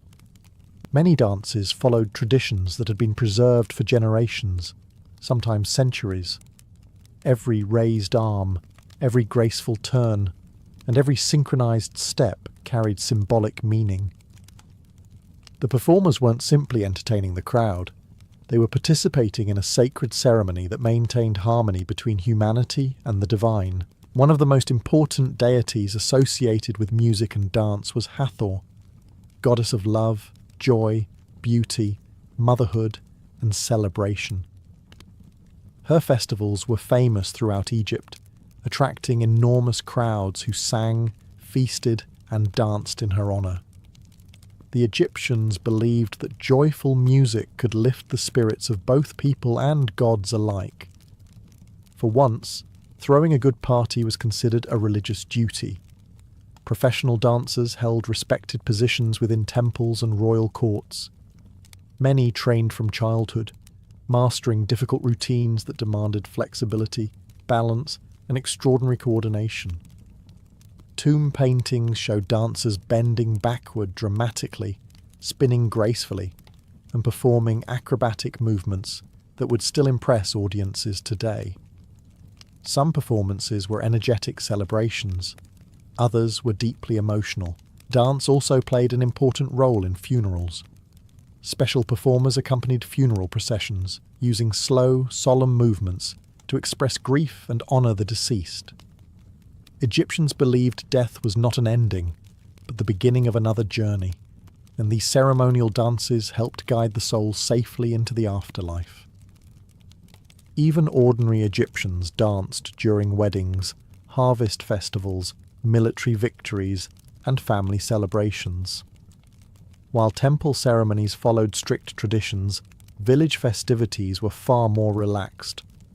Friends clapped rhythms, children joined circles of dancers, and musicians encouraged everyone to participate.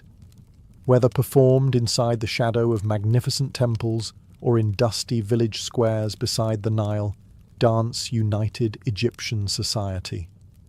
It connected kings with farmers, priests with labourers, and the living with the gods. And while Egypt perfected sacred movement, another civilization across the Mediterranean would give dance an entirely different purpose.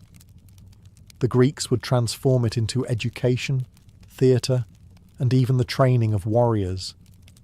If the Egyptians danced to honour the gods, the ancient Greeks believed dance could shape the perfect human being. To them, dancing wasn't simply something you watched. It was something every educated citizen was expected to understand. Imagine walking into a Greek city during one of its great religious festivals. Marble temples overlook the streets. The scent of olive oil and roasted lamb fills the air, and crowds gather inside open-air theatres carved into hillsides. Musicians begin playing the aulos, a double-reed instrument with a surprisingly powerful sound, while the steady beat of drums echoes across the stone seats. Then the dancers appear. Unlike the highly formal temple dances of Egypt, Greek performers used movement to tell stories. Every leap, turn and gesture represented heroes, monsters, lovers, soldiers, or gods. Without elaborate scenery or modern special effects, the dancers themselves became the story. In many performances, the audience already knew the ending. They weren't watching to discover what happened. They were watching to see how the story would be brought to life. One of the greatest stages for these performances was the annual festival honouring Dionysus, the god of wine, celebration and theatre. During these festivals, entire cities gathered to watch tragedies, comedies and musical performances. Central to every production was the chorus, a group of singers and dancers who moved together in carefully synchronised patterns while commenting on the events unfolding before the audience. The chorus was much more than background decoration. It explained emotions, created tension, and sometimes even acted as the audience's voice, reacting with fear, excitement, or disbelief as heroes made terrible decisions. Ancient Greek drama would have felt strangely incomplete without it. Dance also played an important role far beyond the theatre. Greek children learned rhythm and coordinated movement as part of their education. Philosophers such as Plato believed dance helped develop discipline, harmony, and self-control. A graceful body reflected a well-ordered mind. In other words, physical movement wasn't separate from learning. It was part of becoming a responsible citizen. The Spartans took this idea even further. In Sparta, dance became military training. Young boys practiced coordinated movements that improved balance, endurance, and teamwork. Some war dances mimicked attacks, defensive formations, or shield movements, allowing soldiers to rehearse together while accompanied by music. These performances looked ceremonial, but beneath the rhythm lay practical lessons for the battlefield. Thankfully, modern office meetings have never adopted this approach. Imagine the weekly staff briefing ending with everyone performing synchronized spear drills. Not every Greek dance prepared men for war, however. Wedding celebrations featured joyful circle dances where families joined hands and celebrated the union of two households. Harvest festivals filled villages with music that continued well into the night. Sailors returning safely from dangerous voyages often honoured Poseidon through celebratory dances near the harbour, thanking the sea god for sparing their lives. By now, dance had become something remarkable. In Egypt, it connected humanity to the gods. In Greece, it educated children, entertained entire cities, strengthened armies, and gave life to literature itself. The Romans admired much of Greek culture, including its dance traditions. Yet, true to their character, they would reshape them into something larger, louder, and far more spectacular. The Romans admired many things about Greek culture, from philosophy to architecture. Dance was no exception. Yet, as with so many borrowed traditions, Rome transformed it into something distinctly Roman, bigger, louder, and designed to impress an audience. If Greece treated dance as an art, Rome turned it into a spectacle. Imagine arriving in Rome during the festival of Saturnalia, held every December in honour of Saturn, the god of agriculture. The city feels completely different. Shops are decorated with greenery, streets overflow with laughing crowds, and the usual rules of Roman society seem to loosen for a few precious days. Masters exchange gifts with servants. Gambling becomes acceptable. Wine flows freely, quite freely. The Romans rarely needed much encouragement to celebrate, and Saturnalia provided an official excuse. Throughout the city, musicians filled the air with the sounds of flutes, horns, tambourines, and drums, while groups of dancers wound their way through crowded streets.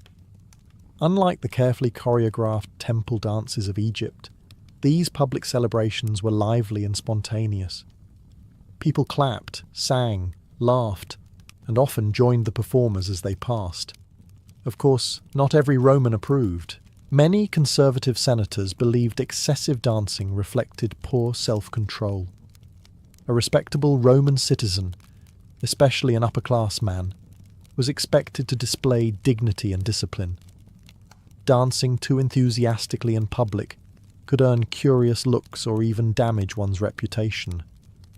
It created an amusing contradiction. Romans loved watching dance. They simply preferred someone else doing it. Professional dancers filled that role perfectly. At lavish banquets hosted by wealthy senators and emperors, entertainers performed between courses while guests reclined on luxurious couches. Some dancers performed elegant routines accompanied by musicians, while others combined movement with juggling, acrobatics, or theatrical storytelling. Exotic performers from Greece, Egypt, Syria, and North Africa introduced styles unfamiliar to Roman audiences, making every banquet feel like a journey across the empire. One particularly popular form of entertainment became known as pantomime. Despite the modern meaning of the word, Roman pantomime involved neither silent clowns nor invisible walls. Instead, a single highly trained dancer performed entire mythological stories using only movement, facial expressions, and carefully controlled gestures. Speaking was unnecessary. A chorus sang the dialogue while musicians provided the emotional atmosphere, allowing the dancer to portray multiple characters in a single performance. Imagine switching from Hercules to Medusa to Zeus without changing costumes. That required astonishing skill. Dance also accompanied military triumphs.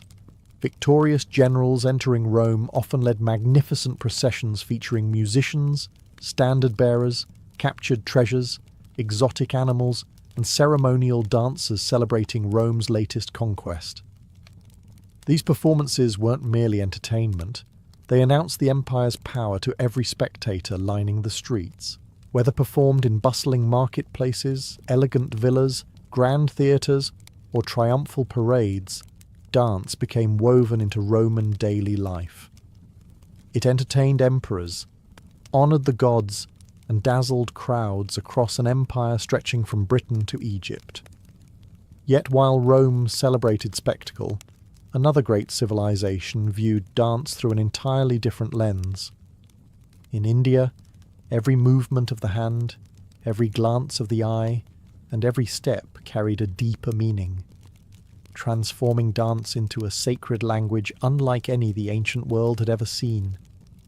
While Roman audiences applauded dazzling performances in crowded theatres, dancers thousands of miles away in India stepped onto temple floors with a very different purpose. They were not performing for applause, they were dancing for the gods. In ancient India, dance was considered one of the highest forms of devotion, capable of expressing ideas too profound for ordinary speech. Every movement carried meaning. Every gesture told a story. Every performance became an act of worship as much as entertainment. Imagine entering a magnificent temple at sunrise. Incense drifts through the warm air. Oil lamps flicker against elaborately carved stone pillars covered with images of musicians, dancers, and divine beings. The soft sound of bells echoes through the sanctuary as priests begin their morning rituals. Then, almost silently, a dancer enters. She does not rush. Every step is deliberate. every posture is perfectly balanced. Her hands begin forming intricate shapes, her eyes shift with remarkable precision, and her facial expressions change from joy to sorrow to determination in only moments. To an unfamiliar visitor, the performance might simply appear beautiful. To someone raised in ancient India, it was an entire conversation. Many of these traditions were eventually recorded in the Natya Shastra, an extraordinary treatise believed to have been compiled around the beginning of the Common Era.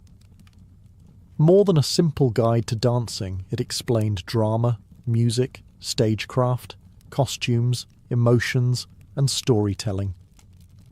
It described how performers should move, where they should look, how they should breathe, and even how different emotions could be expressed through subtle changes in the face. Few ancient civilizations developed such a detailed manual for performance. The hand gestures alone, known as mudras, formed an elaborate symbolic language. One arrangement of the fingers could represent a flower, another symbolized fire. Others stood for birds, rivers, mountains, kings, love, anger, or entire conversations between characters.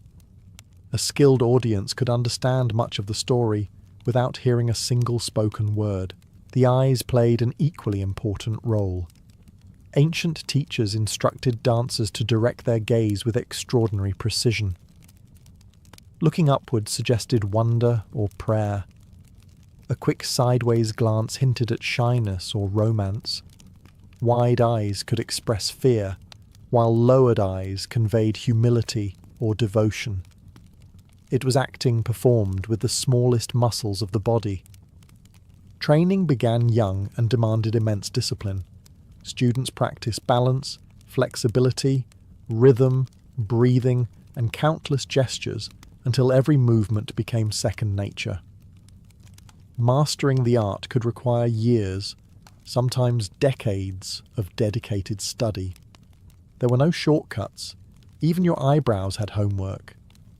Many dancers served within temples, where they participated in religious ceremonies honouring deities such as Shiva, whose cosmic dance symbolised the endless cycles of creation and destruction.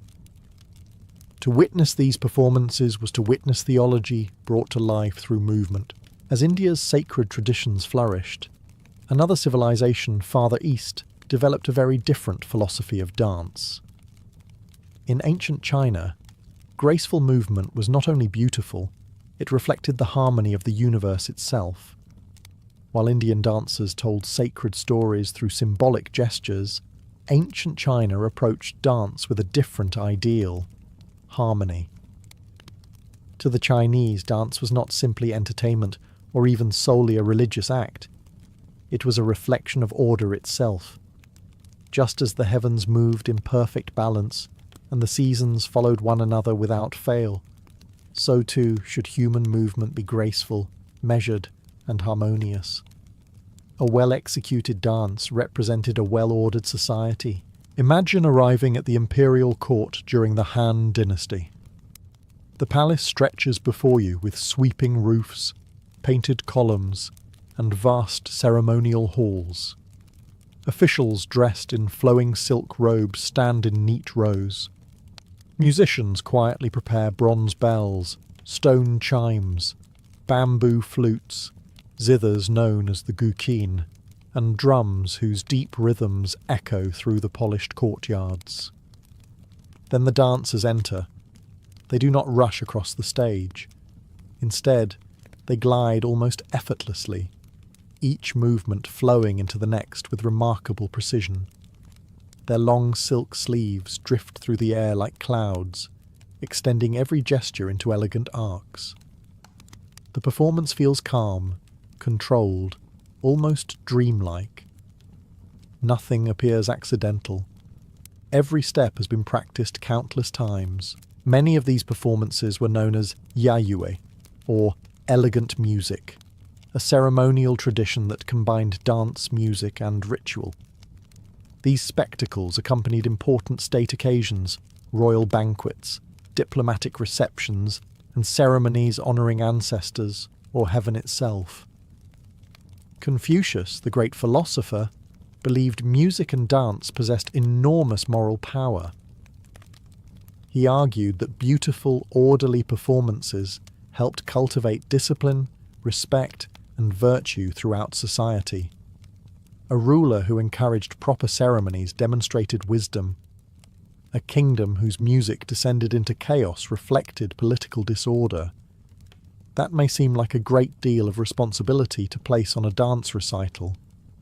Imagine forgetting one step and worrying you've accidentally weakened the empire. Court dancers trained for years to avoid exactly that possibility. Their performances often featured dozens, sometimes even hundreds, of participants moving together in perfect synchronization. Rows remained perfectly aligned. Sleeves rose and fell simultaneously. Every turn mirrored another dancer somewhere else in the formation, creating breathtaking geometric patterns across the palace floor. Beyond the imperial court, dance flourished during festivals celebrated by ordinary people. Villagers gathered during harvests, New Year festivities, and seasonal celebrations, performing lively folk dances accompanied by drums, cymbals, and cheerful singing. Dragon dances and early lion dances also began developing during ancient times, symbolizing good fortune, protection, and prosperity for the community. Military dance formed another fascinating tradition. Soldiers sometimes performed elaborate routines while carrying spears, halberds, shields, or banners. These displays demonstrated discipline, strength, and coordination, while preparing troops for the realities of battle. Like Sparta, China understood that rhythm could strengthen an army just as effectively as it entertained an audience. Whether performed before emperors inside magnificent palaces, or by farmers celebrating beneath open skies, dance became a powerful expression of Chinese civilization. And although Rome, India, and China each developed unique traditions, they were far from alone. Across Persia, Mesopotamia, and the Celtic world, countless other cultures found their own ways to celebrate life through movement, proving that the desire to dance belonged not to one civilization, but to humanity itself. By now, you've visited the temples of Egypt, the theatres of Greece, the banquets of Rome, the sacred halls of India, and the imperial courts of China. It would be easy to assume these were the world's great centres of dance. But they were only part of a much larger story. Almost every ancient civilization developed its own unique way of expressing joy, grief, victory, faith, and community through movement. Whether people lived beside mighty rivers, in wind-swept forests, or across endless deserts, they all seemed to arrive at the same conclusion. Life was simply better with music. Take ancient Persia, for example. Persian celebrations were famous throughout the ancient world.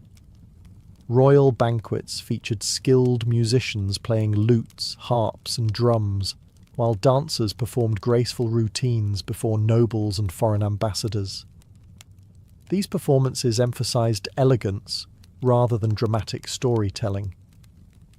Flowing robes, delicate hand movements, and smooth turns reflected the refinement of one of history's wealthiest empires. Foreign visitors often described Persian courts as places where music never seemed far away. Of course, after several cups of excellent Persian wine, some guests probably believed they could dance just as well themselves. History offers very little evidence to support that confidence. Farther west, in Mesopotamia, the land between the Tigris and Euphrates rivers, dance had already flourished for thousands of years before Persia rose to prominence. The Sumerians, Babylonians, and Assyrians celebrated religious festivals honouring gods such as Ishtar and Marduk, with grand public ceremonies filled with singing, drums, and carefully organised processions. Temple dancers accompanied priests during sacred rituals, while ordinary citizens celebrated seasonal festivals with far livelier performances in city squares. The purpose remained familiar. Dance brought communities together. It celebrated successful harvests, military victories, royal coronations, and religious holidays that united entire cities. Travel north into ancient Celtic lands, however, and the atmosphere changes completely. There are no marble temples or enormous palaces. Instead, imagine standing in a forest clearing as evening falls. A massive bonfire crackles in the centre, while warriors, farmers, craftsmen, and families gather in wide circles. Drums thunder steadily. Horns echo through the trees. People clasp hands, leap over the fire's glow, and stamp their feet in rhythms that seem almost as old as the hills surrounding them. When people think about medieval Albania and the Ottoman Empire, one name usually dominates the conversation: Skanderbeg. His remarkable resistance deserves every bit of its legendary reputation. But while his story has been told countless times, another chapter of Albanian history often remains in the shadows. A chapter in which thousands of Albanians did not fight against the Sultan, but instead fought for him. Over the next 4 centuries, Albanian warriors would become some of the Ottoman Empire's most respected soldiers, commanders, governors, and even grand viziers. They would march from the mountains of the Balkans to the deserts of Arabia, from the walls of Vienna to the shores of North Africa, serving an empire that stretched across 3 continents. How did that happen? The answer begins in the late 14th century. At the time, Albania was not a united kingdom. Instead, it was divided among powerful noble families, each controlling its own territories, castles, and mountain passes. Families such as the Castrioti, Arianiti, Muzaka, Dukagjini, and Thopia often competed with one another for influence. Alliances shifted constantly, sometimes sealed through marriage, sometimes broken by war. While they all shared the same rugged homeland, they rarely spoke with one political voice. This fragmentation created opportunities for a rapidly expanding power from the east. The Ottoman Empire had already crossed into Europe during the middle of the 14th century. After defeating Serbian forces at the Battle of Kosovo in 1389, Ottoman influence spread steadily throughout the Balkans. Rather than destroying every local ruler they encountered, the Ottomans frequently offered a practical choice: submit peacefully, keep much of your land and status, pay tribute, and provide military service, or resist. Many Albanian nobles chose different paths. Some fiercely opposed Ottoman expansion. Others negotiated alliances, hoping to preserve their families and estates in an uncertain political landscape. A few even switched sides more than once as fortunes changed, proving that medieval politics could be every bit as complicated as modern diplomacy. For ordinary Albanians, life continued much as before. Farmers cultivated olives, wheat, and vineyards. Shepherds guided their flocks across mountain pastures. Merchants carried goods along ancient roads, linking the Adriatic coast with the Balkan interior. Yet beneath this familiar routine, the political world was changing rapidly. Ottoman governors gradually established new administrative districts, tax systems, and military obligations. Fortresses changed hands. Garrisons appeared in strategic towns. Trade increasingly flowed through Ottoman-controlled territories, connecting Albania with distant cities such as Edirne, Bursa, and eventually Constantinople after its conquest in 1453. As Ottoman rule became more firmly established, military service emerged as one of the most important paths to opportunity. Some Albanians entered the Sultan's service voluntarily, attracted by regular pay, social advancement, and the possibility of earning land or high office. Others entered through different systems that the empire developed for recruiting talented young men. What began as a frontier shaped by conquest would soon become one of the Ottoman Empire's richest sources of exceptional soldiers, setting the stage for Albanian warriors to build reputations that echoed across Europe, Asia, and Africa for centuries to come. As Ottoman rule became firmly established across much of Albania, military service gradually evolved from an obligation into an opportunity. The empire needed capable soldiers. Albania had no shortage of them. The country's rugged mountains, narrow valleys, and isolated villages produced generations of men accustomed to hardship. From an early age, boys learned to ride horses across uneven terrain, climb steep hillsides, handle livestock, hunt in dense forests, and defend their families during local feuds. Life itself was a demanding instructor. By the time many young Albanian men reached adulthood, they already possessed the endurance, confidence, and resilience that professional armies valued. The Ottoman military recognized these qualities. Not every Albanian entered the army in the same way. Some enlisted voluntarily, particularly as the empire expanded and military service offered regular income, prestige, and the possibility of social advancement. For younger sons who stood little chance of inheriting family land, the Sultan's army promised something their villages often could not: a career. A successful soldier might earn wealth, land, influence, or even a place within the imperial administration. For an ambitious young man, that was an extraordinary opportunity. Others entered through the devshirme, often called the child levy. This system, introduced across parts of the Balkans, periodically selected Christian boys to serve the Ottoman state. Although it remains one of the most debated institutions in Ottoman history, its purpose was clear. The empire sought intelligent, healthy, and capable youths who could be educated for military or administrative service. The boys were taken from their families, converted to Islam, and immersed in years of rigorous education. Their new lives demanded absolute discipline. They learned Turkish, Arabic, and Persian. They studied reading, writing, mathematics, religion, military tactics, etiquette, and administration. Physical training occupied much of every day. Running, wrestling, archery, swordsmanship, spear drills, and endurance exercises transformed village boys into highly disciplined professionals. There were no shortcuts. The instructors expected perfection. A crooked formation, a neglected weapon, or a moment of carelessness earned immediate correction. The philosophy was simple. A soldier who lacked discipline in training could endanger hundreds of comrades in battle. Fortunately, medieval drill instructors were remarkably consistent. They believed shouting solved almost everything. Those who demonstrated exceptional intelligence often followed an even more prestigious path. Instead of becoming ordinary soldiers, they entered the imperial palace schools, where they trained as future officers, governors, diplomats, engineers, or administrators.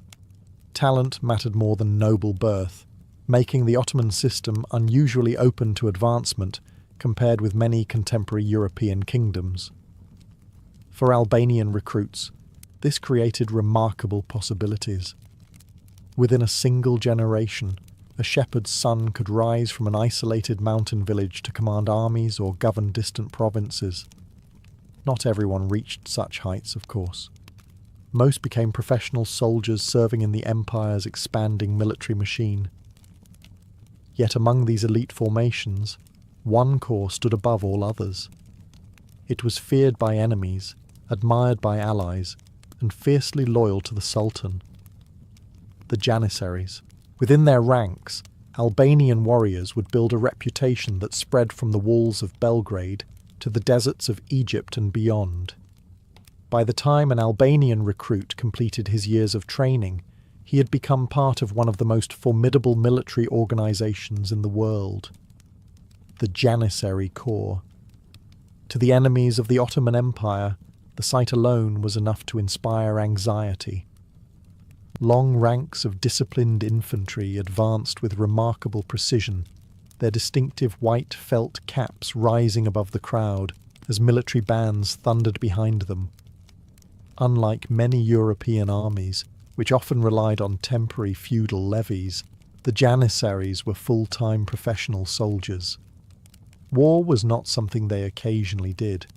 It was their entire profession. For many Albanians who entered the corps, daily life changed completely. Gone were the isolated mountain villages and family farms. In their place came military barracks, strict schedules, and an organisation built on discipline above everything else. Each day followed a carefully organised routine. Before sunrise, the soldiers were already awake. Weapons were cleaned and inspected with meticulous care. Archery practice sharpened accuracy. Sword drills became almost automatic through endless repetition. Wrestling strengthened the body, while long marches built endurance. Firearms training gradually became just as important as traditional weapons, as muskets spread throughout the Ottoman army during the 15th and 16th centuries. Every movement had a purpose. Every hour served the goal of creating soldiers who would never break formation under pressure. Discipline extended far beyond the battlefield. For much of the Corps' early history, Janissaries lived together inside their barracks under strict regulations. Loyalty belonged first to the Sultan and second to the Corps itself. Camaraderie became essential because these men fought, trained, travelled, and often survived together for decades. Food even carried symbolic importance. Each company shared enormous cooking cauldrons from which meals were prepared and served. The cauldron became a symbol of unity, honour, and loyalty. Losing it in battle represented disgrace, while protecting it reflected the pride of the entire unit. It may be one of history's only armies where cookware became almost as sacred as the battle flag. The Janissaries quickly earned a fearsome reputation across Europe. At Constantinople in 1453, disciplined Ottoman infantry helped breach the walls that had protected the Byzantine capital for nearly 1,000 years. During campaigns in Hungary, Serbia, Rhodes, and the Middle East, European commanders repeatedly commented on the Janissaries' remarkable steadiness under fire. Among their ranks were many soldiers of Albanian origin. While exact numbers remain impossible to determine, historical records show Albanians served throughout the Corps for centuries, with many rising to become officers, commanders, and influential figures within the military hierarchy. Their reputation for courage, endurance, and adaptability made them valuable participants in campaigns stretching from the Danube River to the Persian frontier. For these soldiers, military success brought more than honour. Promotion meant higher pay, greater influence, and opportunities unavailable almost anywhere else in Europe. Some Janissaries eventually left the battlefield altogether, entering government service or provincial administration. Others remained soldiers for life, but regardless of where their careers led, they all shared one experience. They belonged to an elite force that stood at the heart of one of history's greatest empires, and soon those Albanian Janissaries would march far beyond the Balkans, fighting on battlefields scattered across 3 continents. The Janissaries were only as famous as the campaigns they fought. For Albanian soldiers serving the Sultan, those campaigns seemed endless. One year they might be marching through the muddy plains of Hungary. A few years later, they could be crossing the mountains of eastern Anatolia toward Persia. Before long, they might find themselves sailing across the Mediterranean to North Africa, or standing guard outside the holy cities of Arabia. Few men of the 15th and 16th centuries travelled farther. Imagine a young recruit from the hills near Kruja or Berat.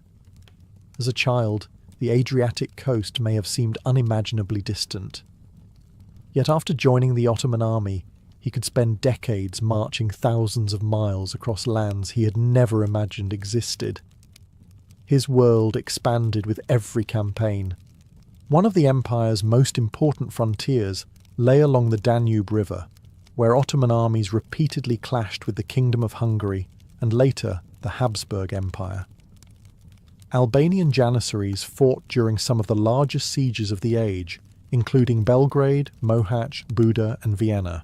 These were not small medieval skirmishes. Some Ottoman armies numbered well over 100,000 men, accompanied by engineers, artillery crews, cavalry, camel caravans, physicians, craftsmen, and supply wagons stretching for miles. Moving such an army resembled transporting an entire city.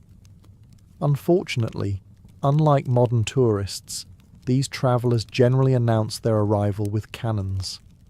Campaigns could last for months. Soldiers marched 20 or 30 kilometres a day carrying weapons, ammunition, food, spare clothing, and personal equipment. Summer heat baked the roads into dust, while autumn rains transformed them into deep mud. Disease often claimed more lives than combat itself. Dysentery, fever, contaminated water, and exhaustion remained constant enemies. Victory depended just as much on endurance as courage. Yet Europe represented only one theatre of war.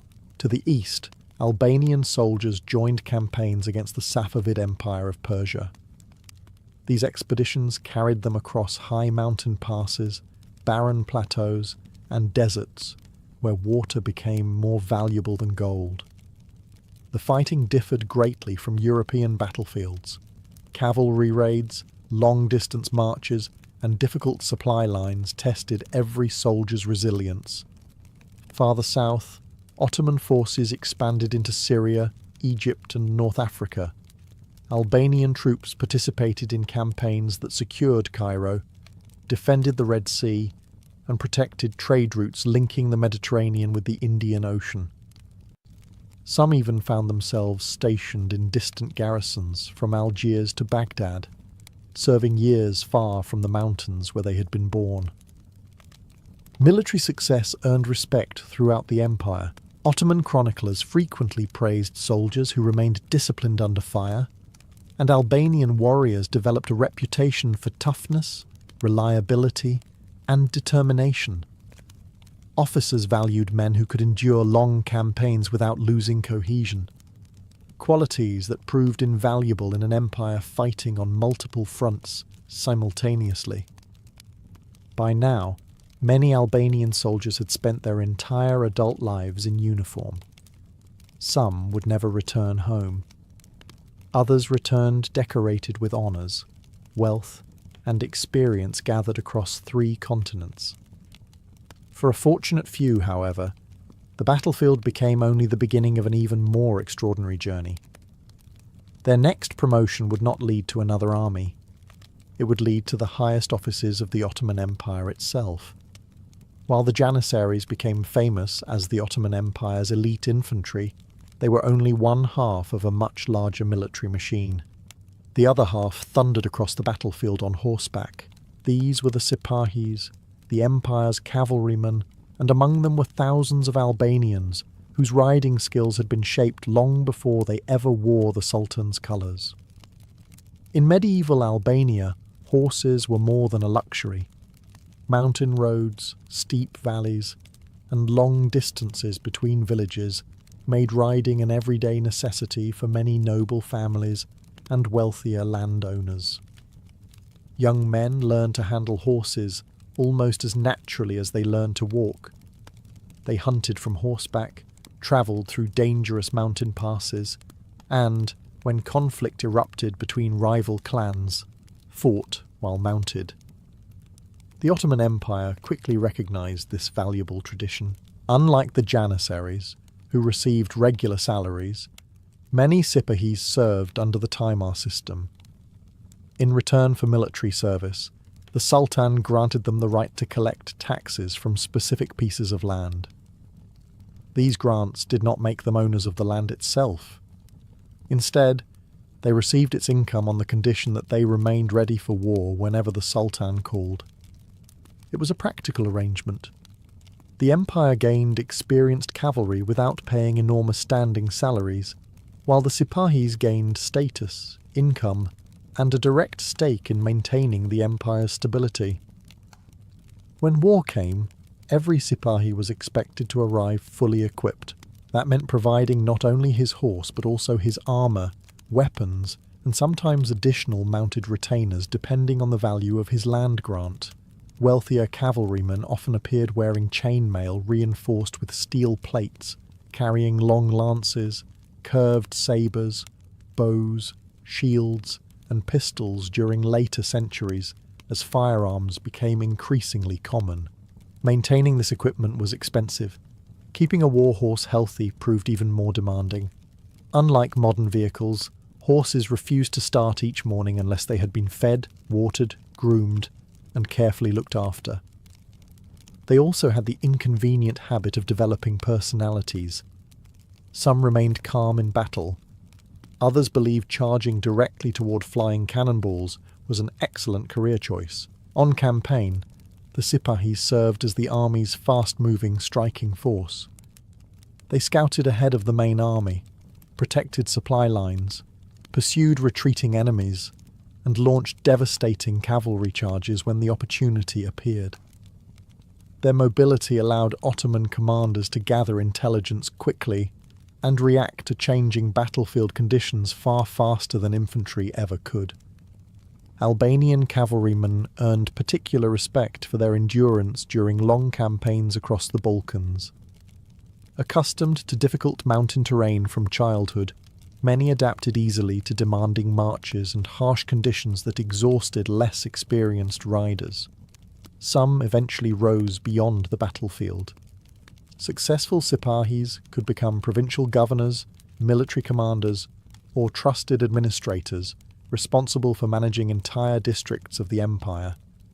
For ambitious Albanian horsemen, the saddle became more than a place to fight. It became the first step toward power, and no group would demonstrate that possibility more dramatically than the remarkable Albanian families who climbed from military service to the very summit of Ottoman government. By now, Albanian warriors had earned a formidable reputation on the battlefield. But for some, military success became only the beginning. Unlike many European kingdoms, where noble birth often determined how far a man could rise, the Ottoman Empire offered something unusual for its time. Talent, loyalty, and ability could carry a capable soldier astonishingly high through the ranks of government. In rare cases, all the way to the top. Imagine serving as a young officer during a successful campaign. Your commander notices your discipline. You are promoted. A few years later, you prove yourself managing supplies or negotiating with local leaders. Another promotion follows. Before long, you are governing a province hundreds of miles from where you were born. That path was not common, but it was possible, and a surprising number of Albanians followed it. Throughout the 16th, 17th, and 18th centuries, men of Albanian origin became governors, admirals, provincial commanders, diplomats, judges, and members of the Sultan's inner administration. Their military experience made them valuable administrators because they understood logistics, discipline, taxation, and the practical realities of governing distant territories. The empire rewarded competence. If you could keep order, collect taxes fairly, suppress revolts, and defend your province, the Sultan cared far more about your performance than your birthplace.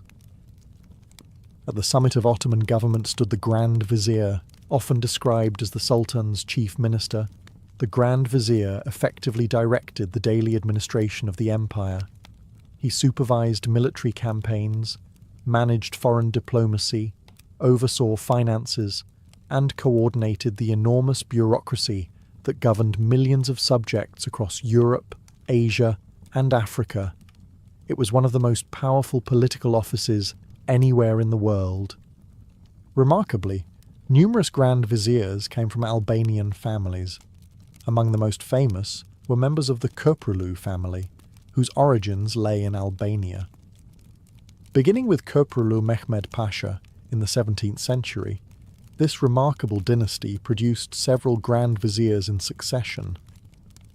At a time when the Ottoman Empire faced serious military setbacks and internal instability, the Köprülüs introduced sweeping reforms, restored discipline within the army, strengthened provincial administration, and temporarily revived the empire's fortunes.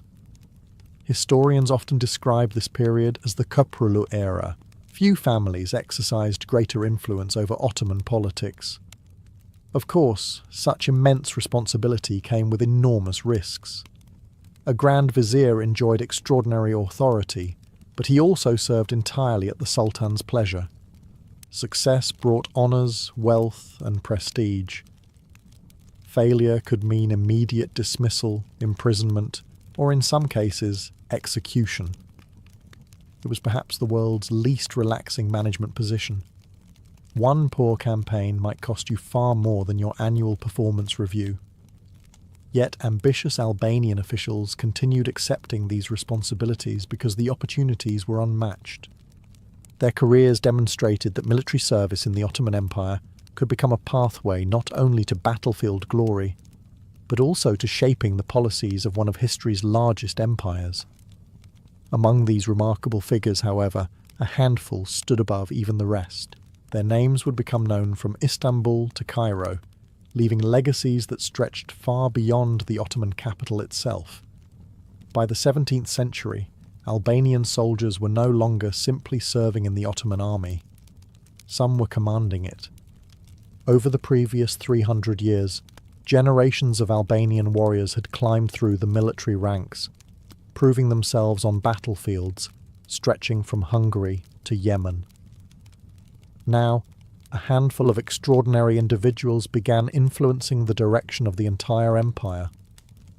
None became more famous than Köprülü Mehmed Pasha. Born into a family of Albanian origin in the late 16th century, Köprülü started his career much like countless other Ottoman officials, with patience, discipline, and years of service. He held various administrative and military posts before, in 1656, Sultan Mehmed IV appointed him Grand Vizier. The timing could hardly have been worse. The Ottoman Empire was struggling.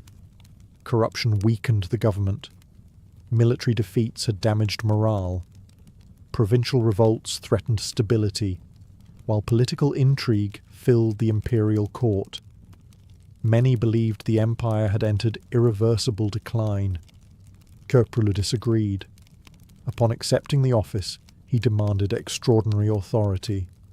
The Sultan granted him wide powers to reform the state, and Köprülü wasted no time. Corrupt officials were dismissed. Financial administration improved.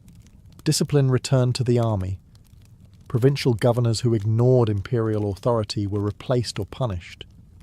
His methods were often severe, but they were undeniably effective. Within a few years, the empire had regained much of the stability it desperately needed.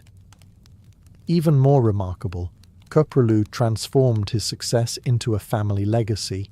His son, Fazıl Ahmed Pasha, succeeded him as Grand Vizier and proved equally capable. Under his leadership, Ottoman armies captured the great fortress of Candia on Crete after one of the longest sieges in European history, and continued successful campaigns in Central Europe. Later members of the Köprülü family also reached the office of Grand Vizier, creating one of the most influential political dynasties in Ottoman history. Few families anywhere in Europe exercised such sustained control over a major empire. The Albanian contribution extended far beyond Constantinople. Perhaps the most famous Albanian-born ruler outside the Ottoman capital was Muhammad Ali Pasha. Born in Kavala, a city with a large Albanian population, he arrived in Egypt as an Ottoman officer at the beginning of the 19th century. Through remarkable political skill, military talent, and determination, he eventually became the governor of Egypt. Once in power, Muhammad Ali transformed the province. He reorganized the army using modern European training methods, expanded agriculture, encouraged industry, built schools, strengthened the navy, and turned Egypt into one of the strongest regions of the Ottoman world. Although he officially remained loyal to the Sultan, he ruled with considerable independence and founded a dynasty that governed Egypt for well over a century. These men demonstrated something extraordinary.